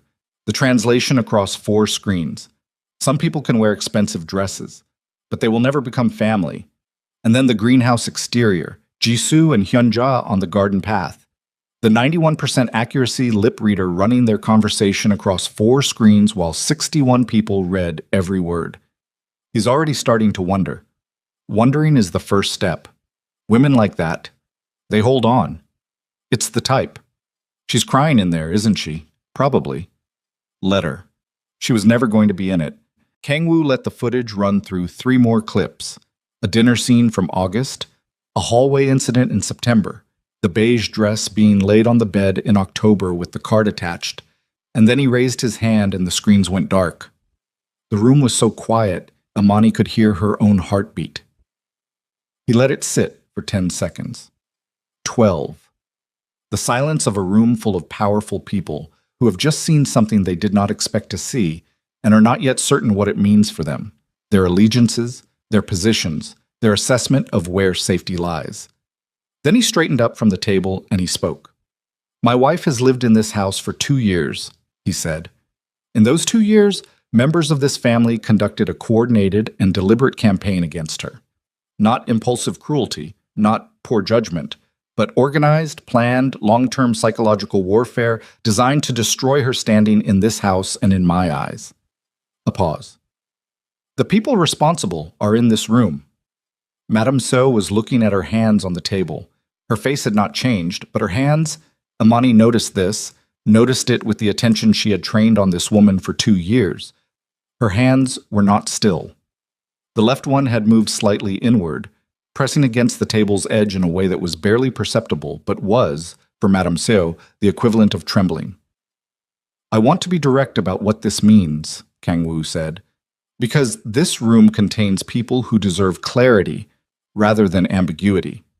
He looked along the table, the captains, the executives, the lawyers, the allied family heads, all of them watching him with the fixed attention of people who have staked their professional lives on reading him correctly. This is not a family dispute that will be managed privately and then set aside. This is a public accounting. What happened to my wife is a matter of record in this room, witnessed by everyone present, and the consequences are proportionate to that. He reached into his jacket pocket. He placed the encrypted drive on the table in front of him. Complete archive, he said. 8 months. Copies are held by my legal team, my security director, and one additional party I won't name.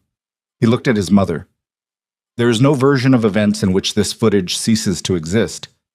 I want that to be understood by everyone. Madame Seo lifted her eyes from the table. She looked at her son across the length of the assembly hall, and what passed between them in that look was something that had nothing to do with the room, or the witnesses, or the screens. It was older than all of it. It was the look of a woman who had made a son and believed, with the absolute conviction of someone who has never been seriously wrong about the things that mattered most, that she understood him completely, and was now, for the first time in 60 years, genuinely uncertain. She said, "Everything I did was for this family." Her voice was steady. She intended it as a declaration, and it arrived as one. But the room's silence around it was not the silence of agreement. It was the silence of witnesses who have already seen the evidence and are now watching the accused speak. "You did it to my wife," Kang Wu said, "while I was away, while she had no protection from the people who were supposed to be her family." His voice did not rise. It was still level, still precise, and it was more devastating for that.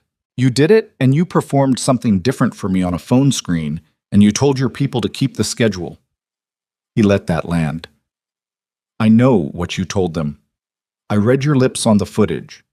Madame Seo's left hand pressed harder against the table edge. "You are removed from the family council," he said. "All formal roles effective immediately. The papers are already executed." He shifted his eyes to Hyun-ja. "Your leadership positions across the family's corporations and foundations removed. Documentation is being processed today. You'll receive confirmation by tomorrow morning." Hyun-ja's face had gone rigid, not with anger, with the particular rigidity of a person who is holding themselves together by will alone and knows that what they're holding is not going to hold much longer. "Kang Wu," she said. Her voice came out thinner than she'd intended. "These are positions I have held for 15 years, positions I built. Positions you held while organizing the deliberate humiliation of my wife," he said. "Every week, every trip I took, every phone call where you were in the background being part of a family that welcomed her." His jaw tightened, the first visible crack in his composure, and it was controlled so quickly that half the room probably missed it. 15 years doesn't change 8 months. Hyun-ja said nothing more. He looked at the room. "Jisoo Park," he said, "not present tonight. That is noted, and it does not protect her. Every Kang business holding, every title, every financial privilege, stripped. She has until the end of the week to vacate properties within Kang-controlled territory. My security team has her current location." A captain near the middle of the table, a compact, gray-haired man named Director Yoon, who had been with the Kong operation for 22 years, and whom Imani had always found watchful in a way that suggested deep processing rather than absence, shifted slightly in his chair and said, without inflection, "And the broader network? What is the standing directive regarding Mrs. Seo?" It was the question the room had been waiting for, the question that established where the lines were drawn for everyone connected to the Kong name, not just the family, but every captain, every executive, every allied party in the room. Kang Wu looked at Director Yoon. "Mrs. Seo," he said, "is the head of this household. She has the authority and the standing that comes with that position. Any person connected to this network who treats her otherwise answers to me directly." He let a beat pass. "That directive has always been in effect. As of tonight, it is stated explicitly and on record in this room." Then he turned to Imani. He turned to her in front of 61 witnesses, in front of his mother, his sister, his captains, and executives, and the full assembled weight of what his name represented. And he crossed the 3 feet between them, and he took her hand, and he walked her to the chair at the head of the table. His chair. The chair that had always designated the highest authority in any king gathering. He pulled it out. He waited. She sat down. He remained standing beside her, his hand resting on the back of the chair. Not over her. Beside her. The distinction was precise and deliberate, and every professional in the room understood it. "This is my wife," he said. "This is where she sits." The room was absolutely still. Madame Seo was looking at the chair, at Imani in the chair. And the expression on her face was not rage. It was something more complicated, something that moved through several phases in the space of 3 seconds before settling into a stillness that Imani recognized from 2 years of watching this woman, as the stillness she deployed when she had no remaining moves and knew it. Then something happened that no one in the room had prepared for. Director Yoon, 22 years of service, gray-haired and watchful, reached forward and picked up his water glass. He looked at Imani at the head of the table. He inclined his head, a slight, precise, deliberate motion that in this context and this room carried the full weight of what it was. He said simply, "Mrs. Seo," to her. The correct name, the correct title, in front of everyone. 3 seconds later, the executive to his left did the same, then the attorney at the far end. Then, in a cascade that moved down the table with the irreversibility of something structural giving way, the room acknowledged her, one by one, some with words, some with the inclined head, some simply by meeting her eyes and holding them without flinching, until the acknowledgement had reached every person at that table who chose to give it. Not everyone did. The 2 older male cousins did not. Hyun-ja stared at the table's surface. Madame Seo sat with her hands in her lap and her eyes somewhere past the middle distance. But the room had spoken. The weight of it had shifted. Imani sat at the head of the table and did not perform anything. She did not smile with the gracious warmth she had deployed for 2 years to demonstrate she was not a threat. She did not project authority she hadn't yet established. She sat with her back straight and her hands on the table, and she looked at the room, at the people who had just decided what they believed, at the family who had spent 2 years deciding she didn't belong. And she let them look back at her, and she was exactly who she was, and she did not ask anyone's permission for it. Kang Woo spoke for another 12 minutes. He addressed logistics, the restructuring of the family council, interim leadership appointments for the positions being vacated, the legal framework for the changes being executed. He was precise and comprehensive and gave the room the information it needed to understand the new configuration of things. His voice remained level throughout. When he finished, he asked if there were questions. There were 3. Logistical, professional, offered with the careful neutrality of people adjusting their working understanding of the hierarchy. He answered each one and then closed the meeting. People began to leave. Some of them stopped to speak with Kang Woo at the head of the table. Director Yoon, 2 of the senior executives, the family attorney. Professional acknowledgments, repositionings, the quiet recalibrations of people who have witnessed a shift in power and are establishing their position relative to it. No one approached Madame Seo. She rose from her chair when the room had thinned enough to allow it without the motion being conspicuous, and she walked toward the exit with her spine perfectly straight and her head level and her face composed with the absolute control of a 60-year-old woman who had built herself into something formidable and was not going to let it crack in a room full of witnesses. At the door she paused. She looked back, once, at her son. Kang Woo was looking at her. What passed between them lasted approximately 4 seconds, and contained everything that had ever been built between a mother and the son she had shaped, and everything that had been broken in the past 3 days, and everything that would be different from here and would not be restored. 4 seconds. Then she turned and walked through the door and was gone. Hyun-ja left without looking at anyone.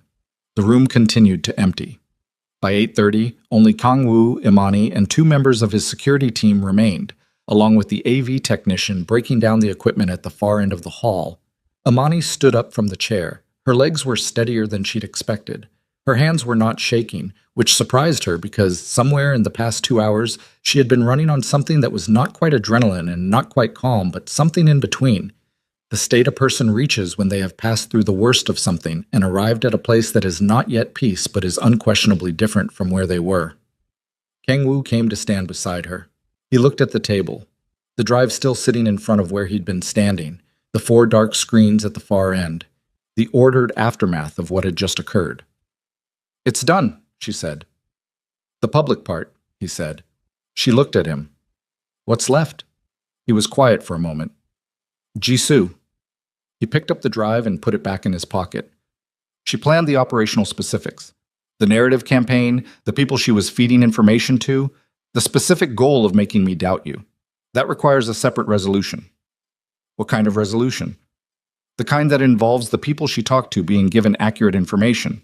The story she built needs to be unmade with the same precision she used to build it. He looked at Amani. "That's going to take longer than tonight. But it will happen. It will happen." She nodded. She moved to the door of the assembly hall and stopped with her hand on the frame, looking back at the room. The long table, the empty chairs, the small rectangle of the encrypted drive sitting in the center of the table that Kang Wu had momentarily left behind. The evidence of 2 years, documented and deployed and witnessed by 61 people who would carry what they'd seen back out into the world. "Your mother," she said, without turning around. "I'll speak with her," he said. "Not tonight, when she's ready to have a different kind of conversation than the one that's been happening." "Can she come back?" He was quiet long enough that she turned to look at him. His face was doing something she had only seen it do a handful of times, working through something that resisted the precision he usually brought to bear, something that didn't reduce to strategy or calculation. He looked, for a moment, like what he was under everything else. A man who loved his mother and had found her on 12 security monitors committing the most specific kind of betrayal, the kind that is patient and planned and performed with a smile, the kind that knows exactly where to cut. "That depends on her," he said. "Not on me. Not on you. On what she decides to be from here." Amani held his gaze for a moment. Then she said, "That's fair." She pushed through the door into the corridor. The estate was quiet around them, the staff withdrawn, the family in their respective silences, the enormous house containing the aftermath of what had just been unmade and what was being, slowly, rebuilt. At the end of the corridor, a servant who had worked in the estate for 11 years, a woman named Cha Song-yi, who had been present for 8 months of footage and had, on more than one occasion, absorbed an order to redirect away from Amani with visible discomfort and silent compliance, was standing near the wall with a tray, having clearly expected the meeting to have concluded and having been waiting for instruction. She looked at Amani. Her face was carefully neutral, with something working underneath it. Amani said, "Song-yi, thank you for staying late tonight." Song-yi looked at her. Something crossed her face. Something that had been compressed for a long time. She bowed her head, properly, genuinely, not the perfunctory gesture of hierarchy, but something with actual weight behind it. "Mrs. Seo," she said. Kang Wu watched this from behind Imani's shoulder.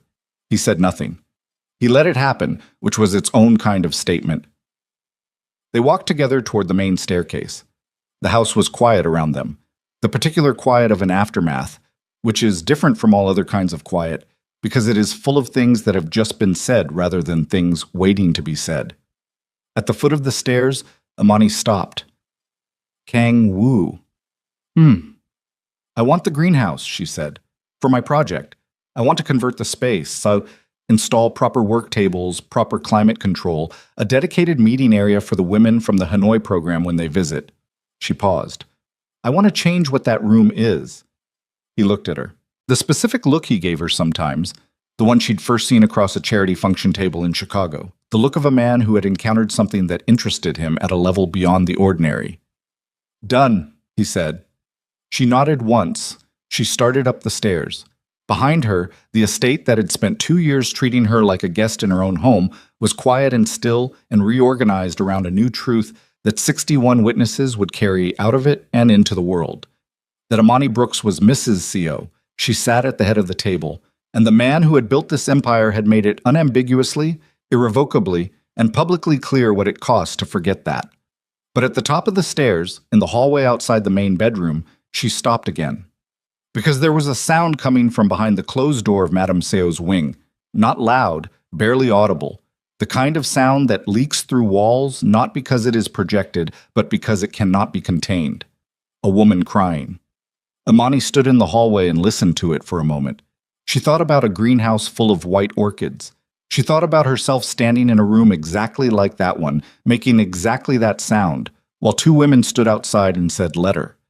She thought about what it would cost to be the kind of woman who heard this sound and kept walking. She stood there for a long time.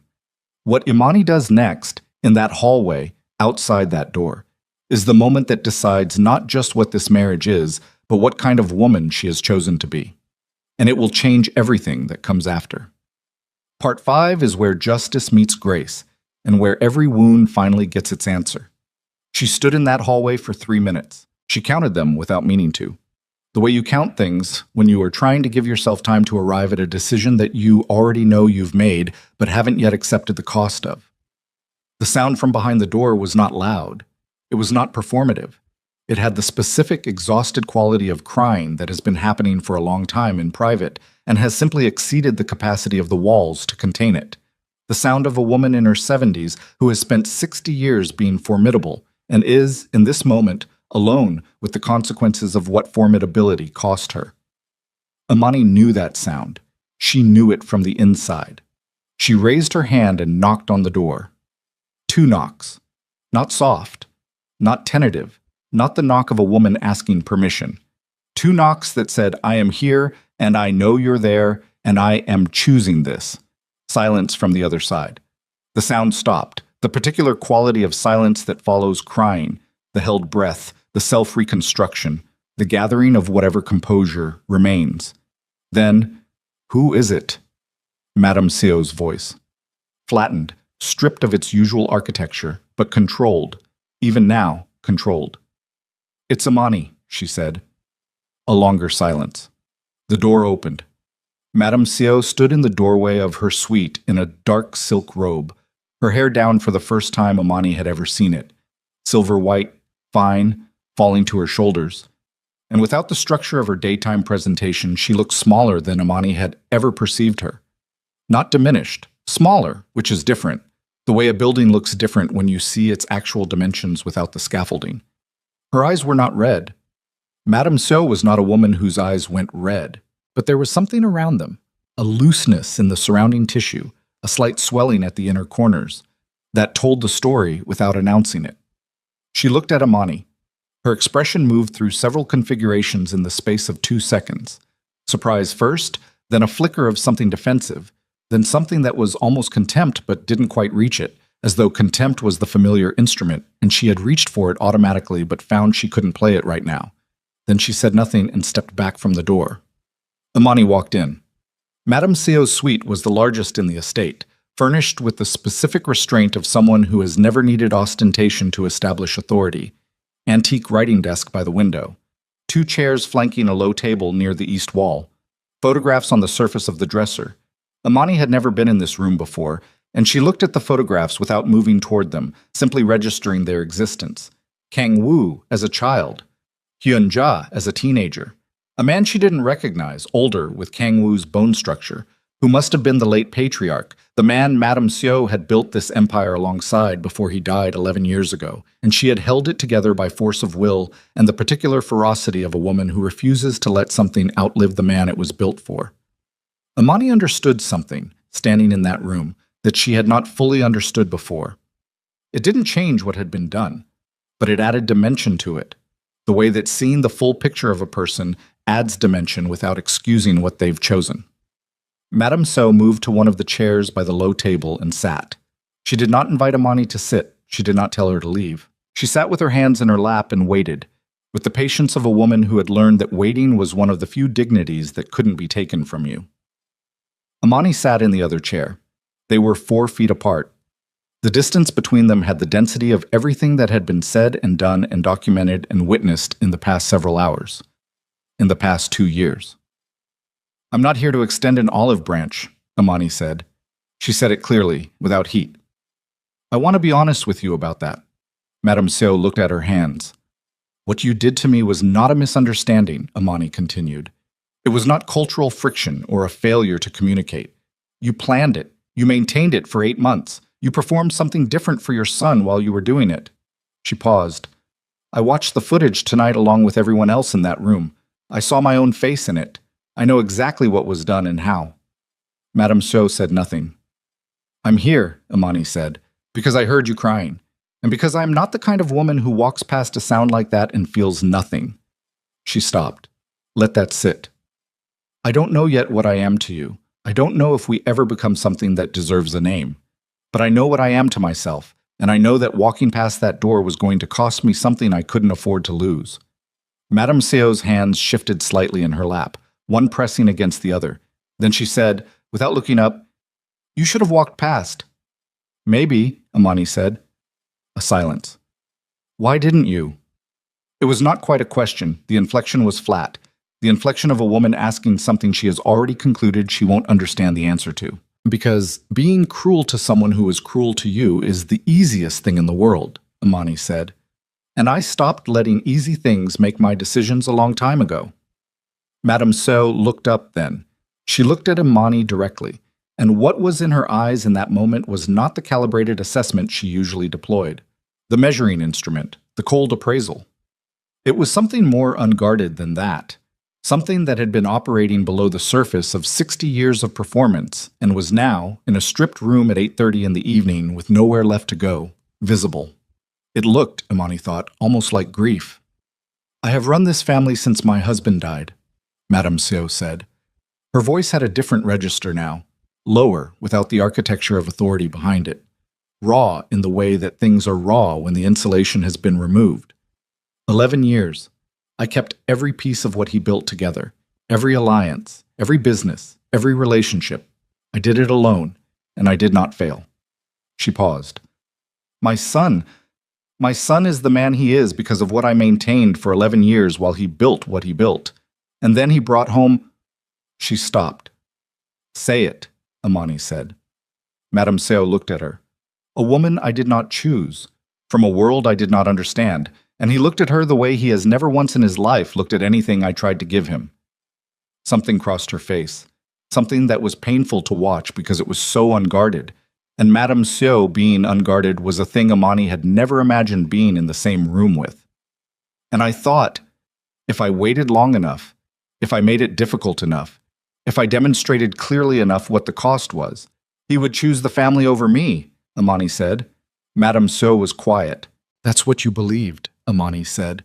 That if you made my life here impossible, eventually the weight of it would make me leave or make me someone he couldn't defend, and then the choice would make itself. Yes, Madame Seo said. The word was quiet and precise, and cost her something visible. Amani sat with that for a moment, the honesty of it. She had known it, had understood it at the level of instinct, but hearing it stated directly, in a room with no audience, by a woman who had nothing left to perform, was different from knowing it. It had weight. It had the specific weight of a thing that has been carried by one person for 2 years and has now been acknowledged by the person who put it there. Did you think, Amani said carefully, that he would choose you? That when it came down to it, he would choose the family over the woman he loves? Madame Seo looked at the window. Outside, the estate grounds were dark.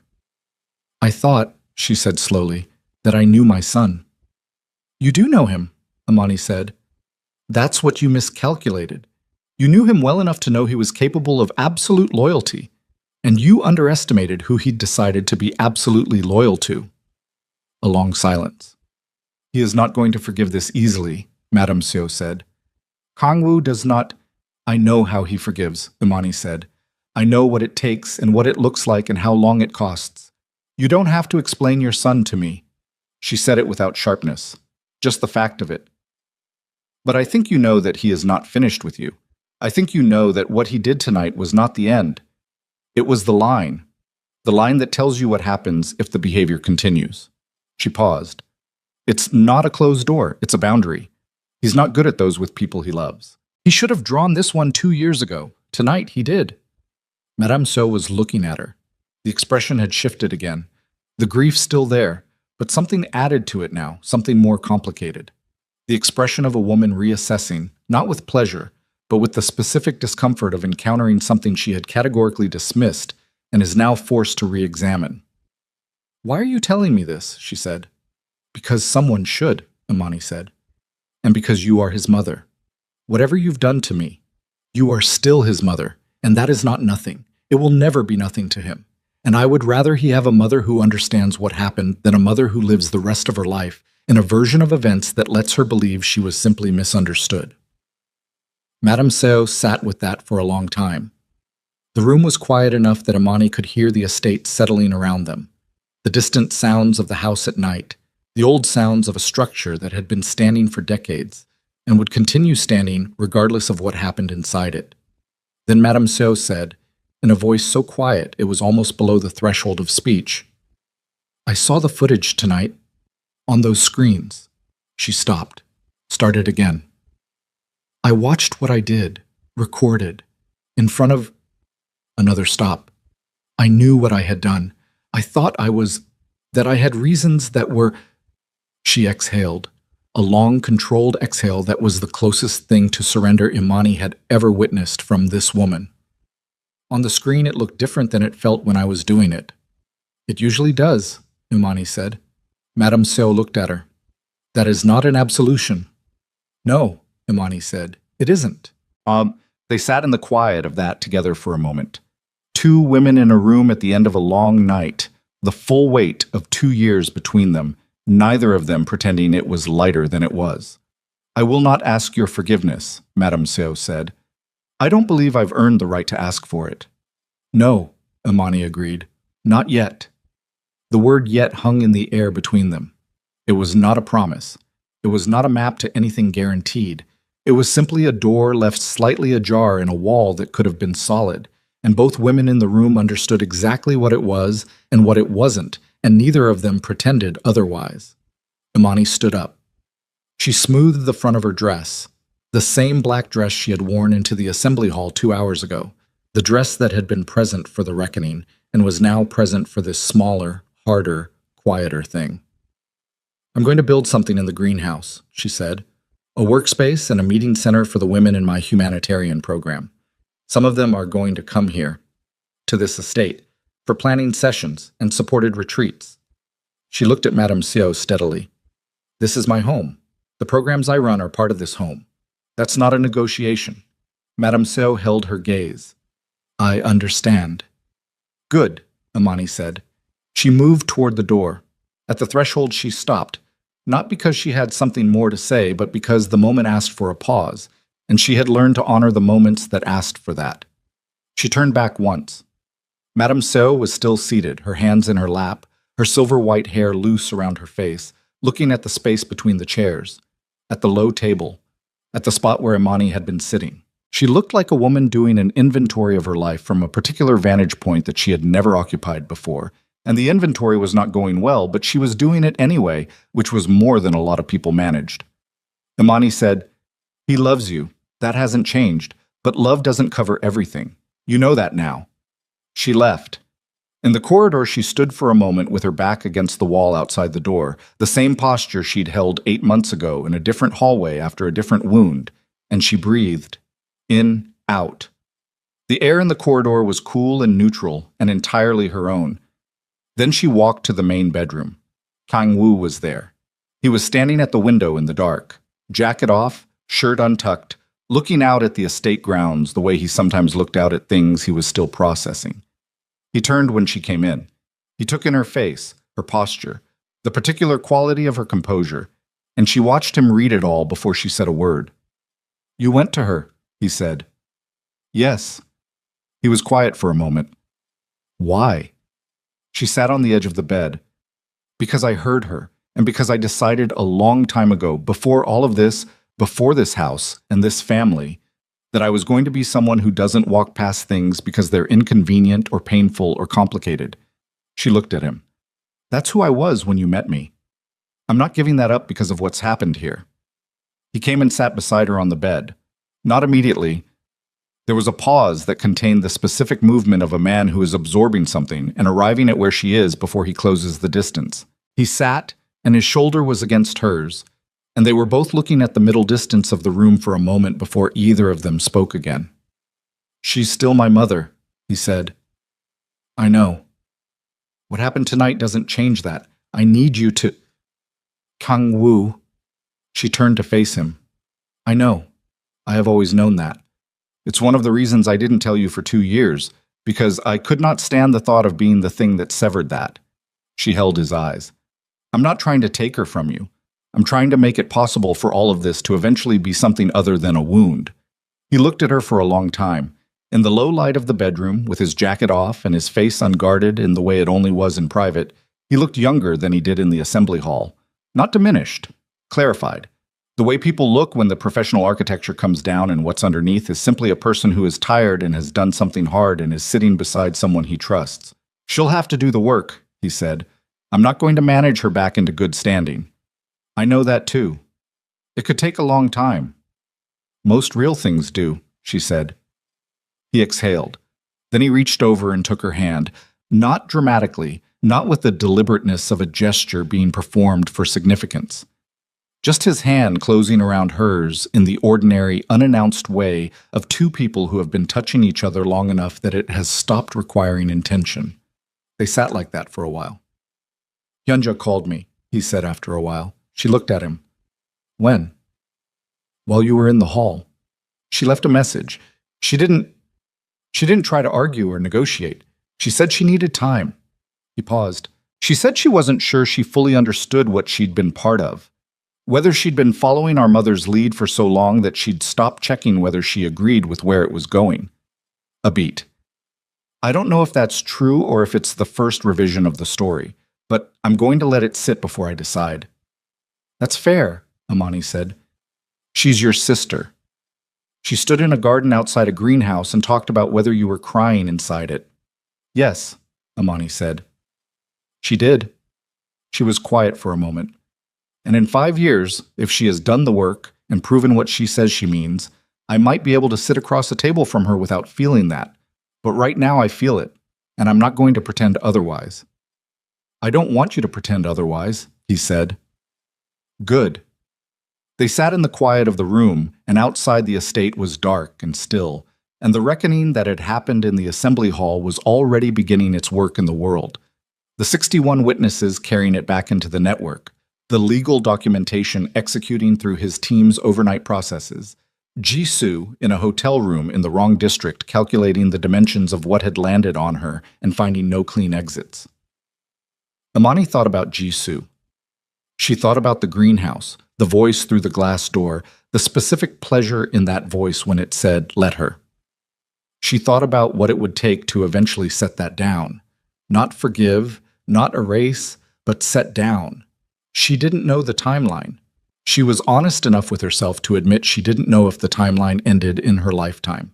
But she also knew that Jisoo was now operating without the infrastructure that had made her dangerous. The Kang network, the business holdings, the territory, all of it removed. A person stripped of the resources that enabled their cruelty is a different problem than a person at the center of power with those resources intact. Still a problem, potentially, but a different one. Jisoo, she said. Being handled, Kang Woo said. The people she fed information to, 3 of them are business contacts, 2 are society connections, 1 is a journalist who runs a column in a financial publication. He paused. My team is meeting with each of them over the next week, correcting the record, with documentation. The journalist will receive the footage summary and the legal record of tonight's proceedings, along with a clear statement of what the Kang family's position is regarding Mrs. Seo.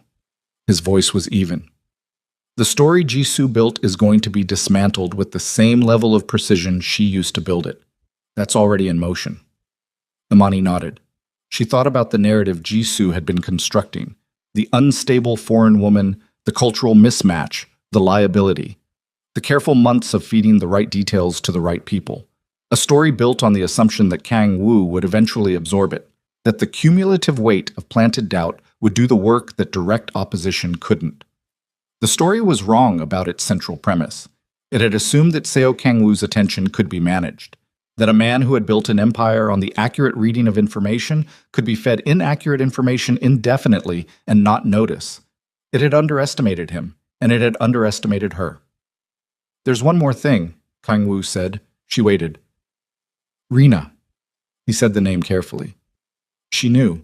Not everything, but she was present for enough of it, and she complied with enough of the directives that she's been... He stopped. She's been carrying that. I think she's been carrying it for a long time. Amani thought about Rena at the doorway of her office, eyes on the floor, delivering messages with the posture of someone who is also, in a different register, a victim of the situation she's been placed inside. 23 years old, employed by a family with enough power to end her career, asked to carry messages that she understood were wrong. She's not responsible, Amani said. She was caught between things that were too big for her to push back against. I know, I'm not planning to. He paused. I wanted to know what you thought before I spoke with her. Tell her she still has her position, Amani said. Tell her it's done, and then let her decide if she wants to stay. You think she'll stay?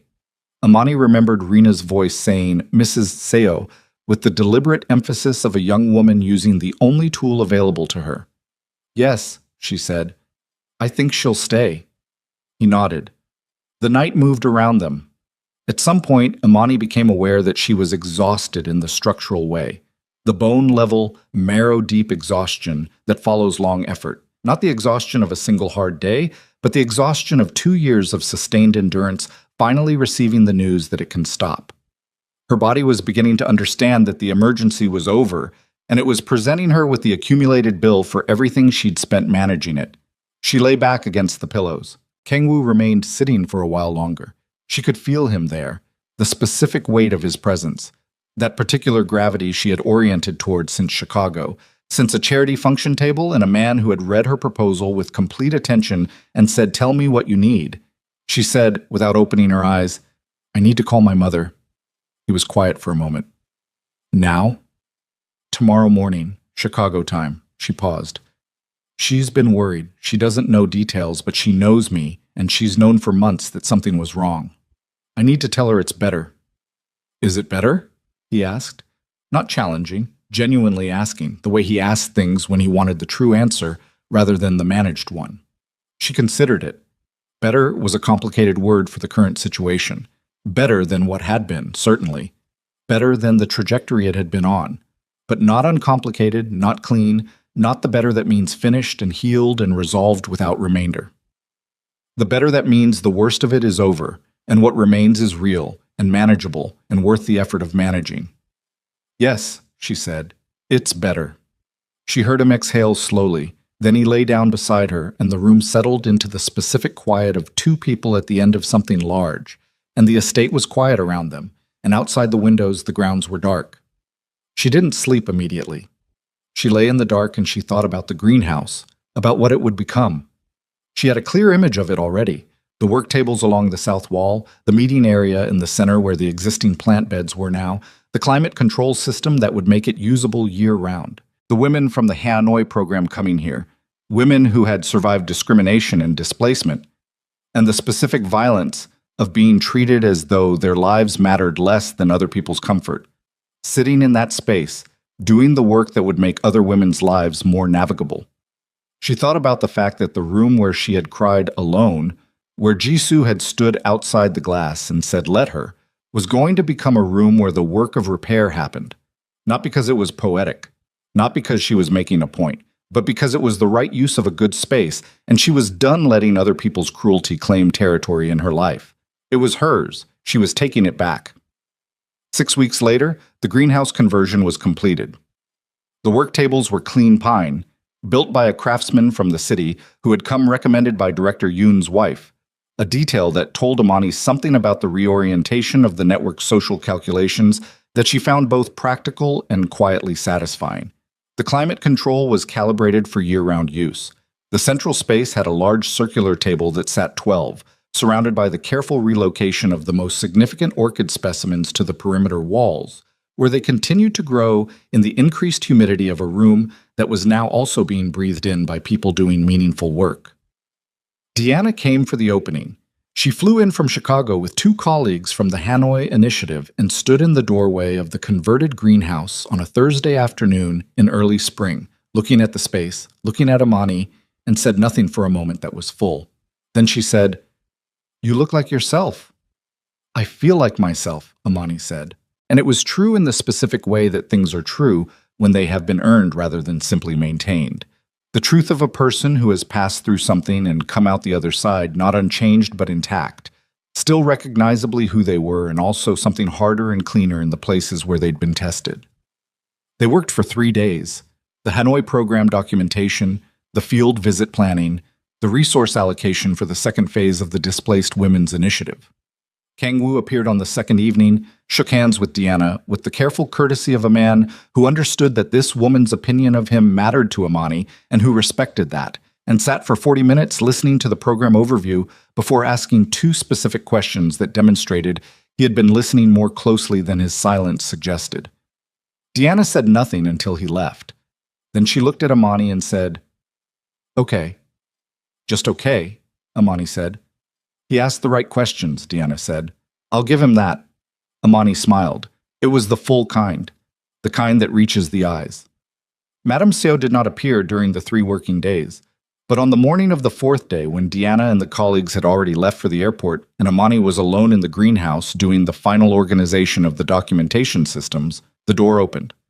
Madame Seo stood in the entrance of the space that had been her son's greenhouse and was now something entirely different, and she looked at what it had become.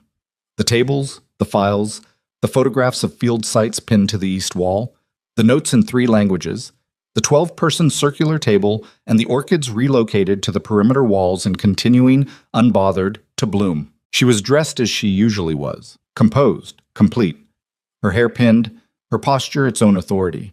But she stood in the doorway rather than entering, which was different from how she had always moved through this estate, and Imani registered that. "This is what you do," Madame Seo said. It wasn't quite a question. "Part of it," Imani said. She kept working, sorting a file, closing a folder. Not dismissively, but because she was a person in the middle of her work, and the work didn't pause for audiences. The field work happens in country. This is the planning and coordination. Madame Seo looked at the photographs on the east wall. Amani watched her look at them, at the faces of women in field conditions, in displacement sites, in the careful documentation of lives that had been interrupted by forces larger than their own choices. Madame Seo looked at those photographs for a long time. "How many women?" she said. "In the current program? Directly? About 400.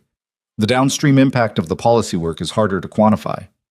Amani put down the folder. "Probably several thousand over the life of the initiative." Madame Seo was still looking at the wall. "My husband," she said after a moment, "built what he built because his mother had nothing. When he was a child, she had nothing and no one helped her, and he watched that and he decided—" She stopped. Her jaw moved slightly, adjusting something. "He always said the only power worth having was power you used to make other people's position better, that it was meaningless otherwise." A pause. "I forgot that. Somewhere in the years after he died, I forgot the difference between protecting what he built and simply protecting power for its own sake." Amani stood very still. "That is not an absolution either," Madame Seo said. She turned to look at Amani directly. "I know what it is and what it isn't." "I know," Amani said. They looked at each other across the length of the greenhouse, across the 12-person table and the work files and the photographs and the orchids and 2 years of what had been done and the uncertain long road of what came after. "Is there anything," Madame Seo said, and stopped. Tried again. "Is there a way that I could be useful to what you're doing?" Her voice was careful, not humble. Madame Seo was not a woman who did humble, and forcing it would have been worse than the alternative. Careful, precise, asking a real question. "I have connections to certain policy circles, to certain funding networks, things that might be relevant to this kind of work." Amani looked at her for a long moment. She thought about Jisoo's voice. She thought about the beige dress.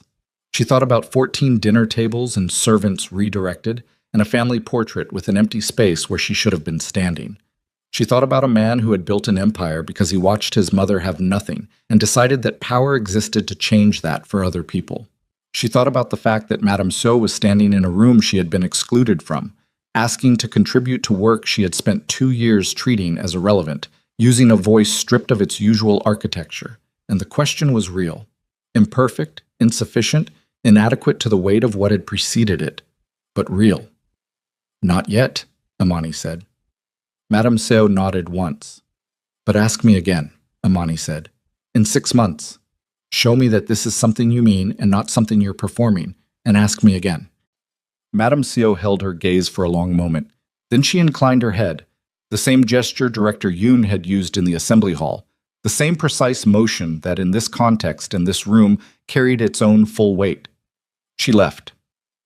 Amani stood alone in the greenhouse for a while after the door closed. She stood among the orchids and the work files and the photographs of women who had survived things larger than themselves, and she breathed in the humid air of the room that had once been the place where she cried alone, and she felt the specific texture of a life that has come through something and arrived somewhere that is not the same as where it started, but is, after everything, worth having. She was still standing there when Kang Woo found her. He had been looking for her. She could tell from the way he moved through the door with the particular purposefulness of someone who has checked 2 other locations. He stopped when he saw her face. He read it the way he always read her, completely, efficiently, arriving at the substance of it without requiring an explanation. "She was here," he said. "Yes." He was quiet for a moment. "And?" "And it was a beginning," Amani said, "not a resolution. A beginning." He crossed the greenhouse to her. He stood beside her and looked at the photographs on the east wall, at the faces his mother had looked at, the documentation of the work his wife had been doing in the years he had been building other things. "I owe you," he said, "not in the register of debt, in the register of a man who has looked at a full picture and understood where the gaps in it were and what they cost the person he was supposed to be protecting." "You came home," she said. "You watched the footage. You stood up in that room." She turned to face him. "That's not nothing. It should have been sooner." "Yes," she said. "It should have." She held his eyes. "We'll both have to live with what that cost. That's part of it." He looked at her. The full, complete attention she had learned to receive without flinching, because it asked something of you. That attention, it required you to be as present as it was. He looked at her the way he had looked at her once across a table in Chicago, in a room full of people doing good work, when he had first understood that this woman was someone he was going to have to know. "Come with me," he said. "Where?" "I want to show you something." He took her hand, the ordinary, unprefaced closing of his hand around hers, and he walked her out of the greenhouse, through the east garden, along the stone path where Jisoo and Hyunja had once stood outside a glass door, and across the grounds in the early spring light until they reached the far edge of the east garden where the estate's oldest structure stood, a stone pavilion that had been part of the original property, predating the mansion itself, covered now in the early green of climbing plants beginning their seasonal return. Inside the pavilion, a table had been set, not elaborately, simply. 2 cups, a pot of tea, the quiet arrangement of someone who had done this without staff, without ceremony, without any infrastructure except the intention behind it. Amani looked at the table, then at him. "I used to come here," he said, "when I was a child, when the house was too loud." He said it without performance, the plain statement of a man sharing something private. "My father built this part of the garden. He said quiet was something you had to build deliberately, that it didn't come to you." She looked at the stone walls of the pavilion, the climbing green, the simple table. "It's beautiful." "It's yours too," he said. "All of it. Every part of this place. It's yours as much as it is mine, and I should have made that unambiguous from the beginning, and I didn't, and I'm telling you now."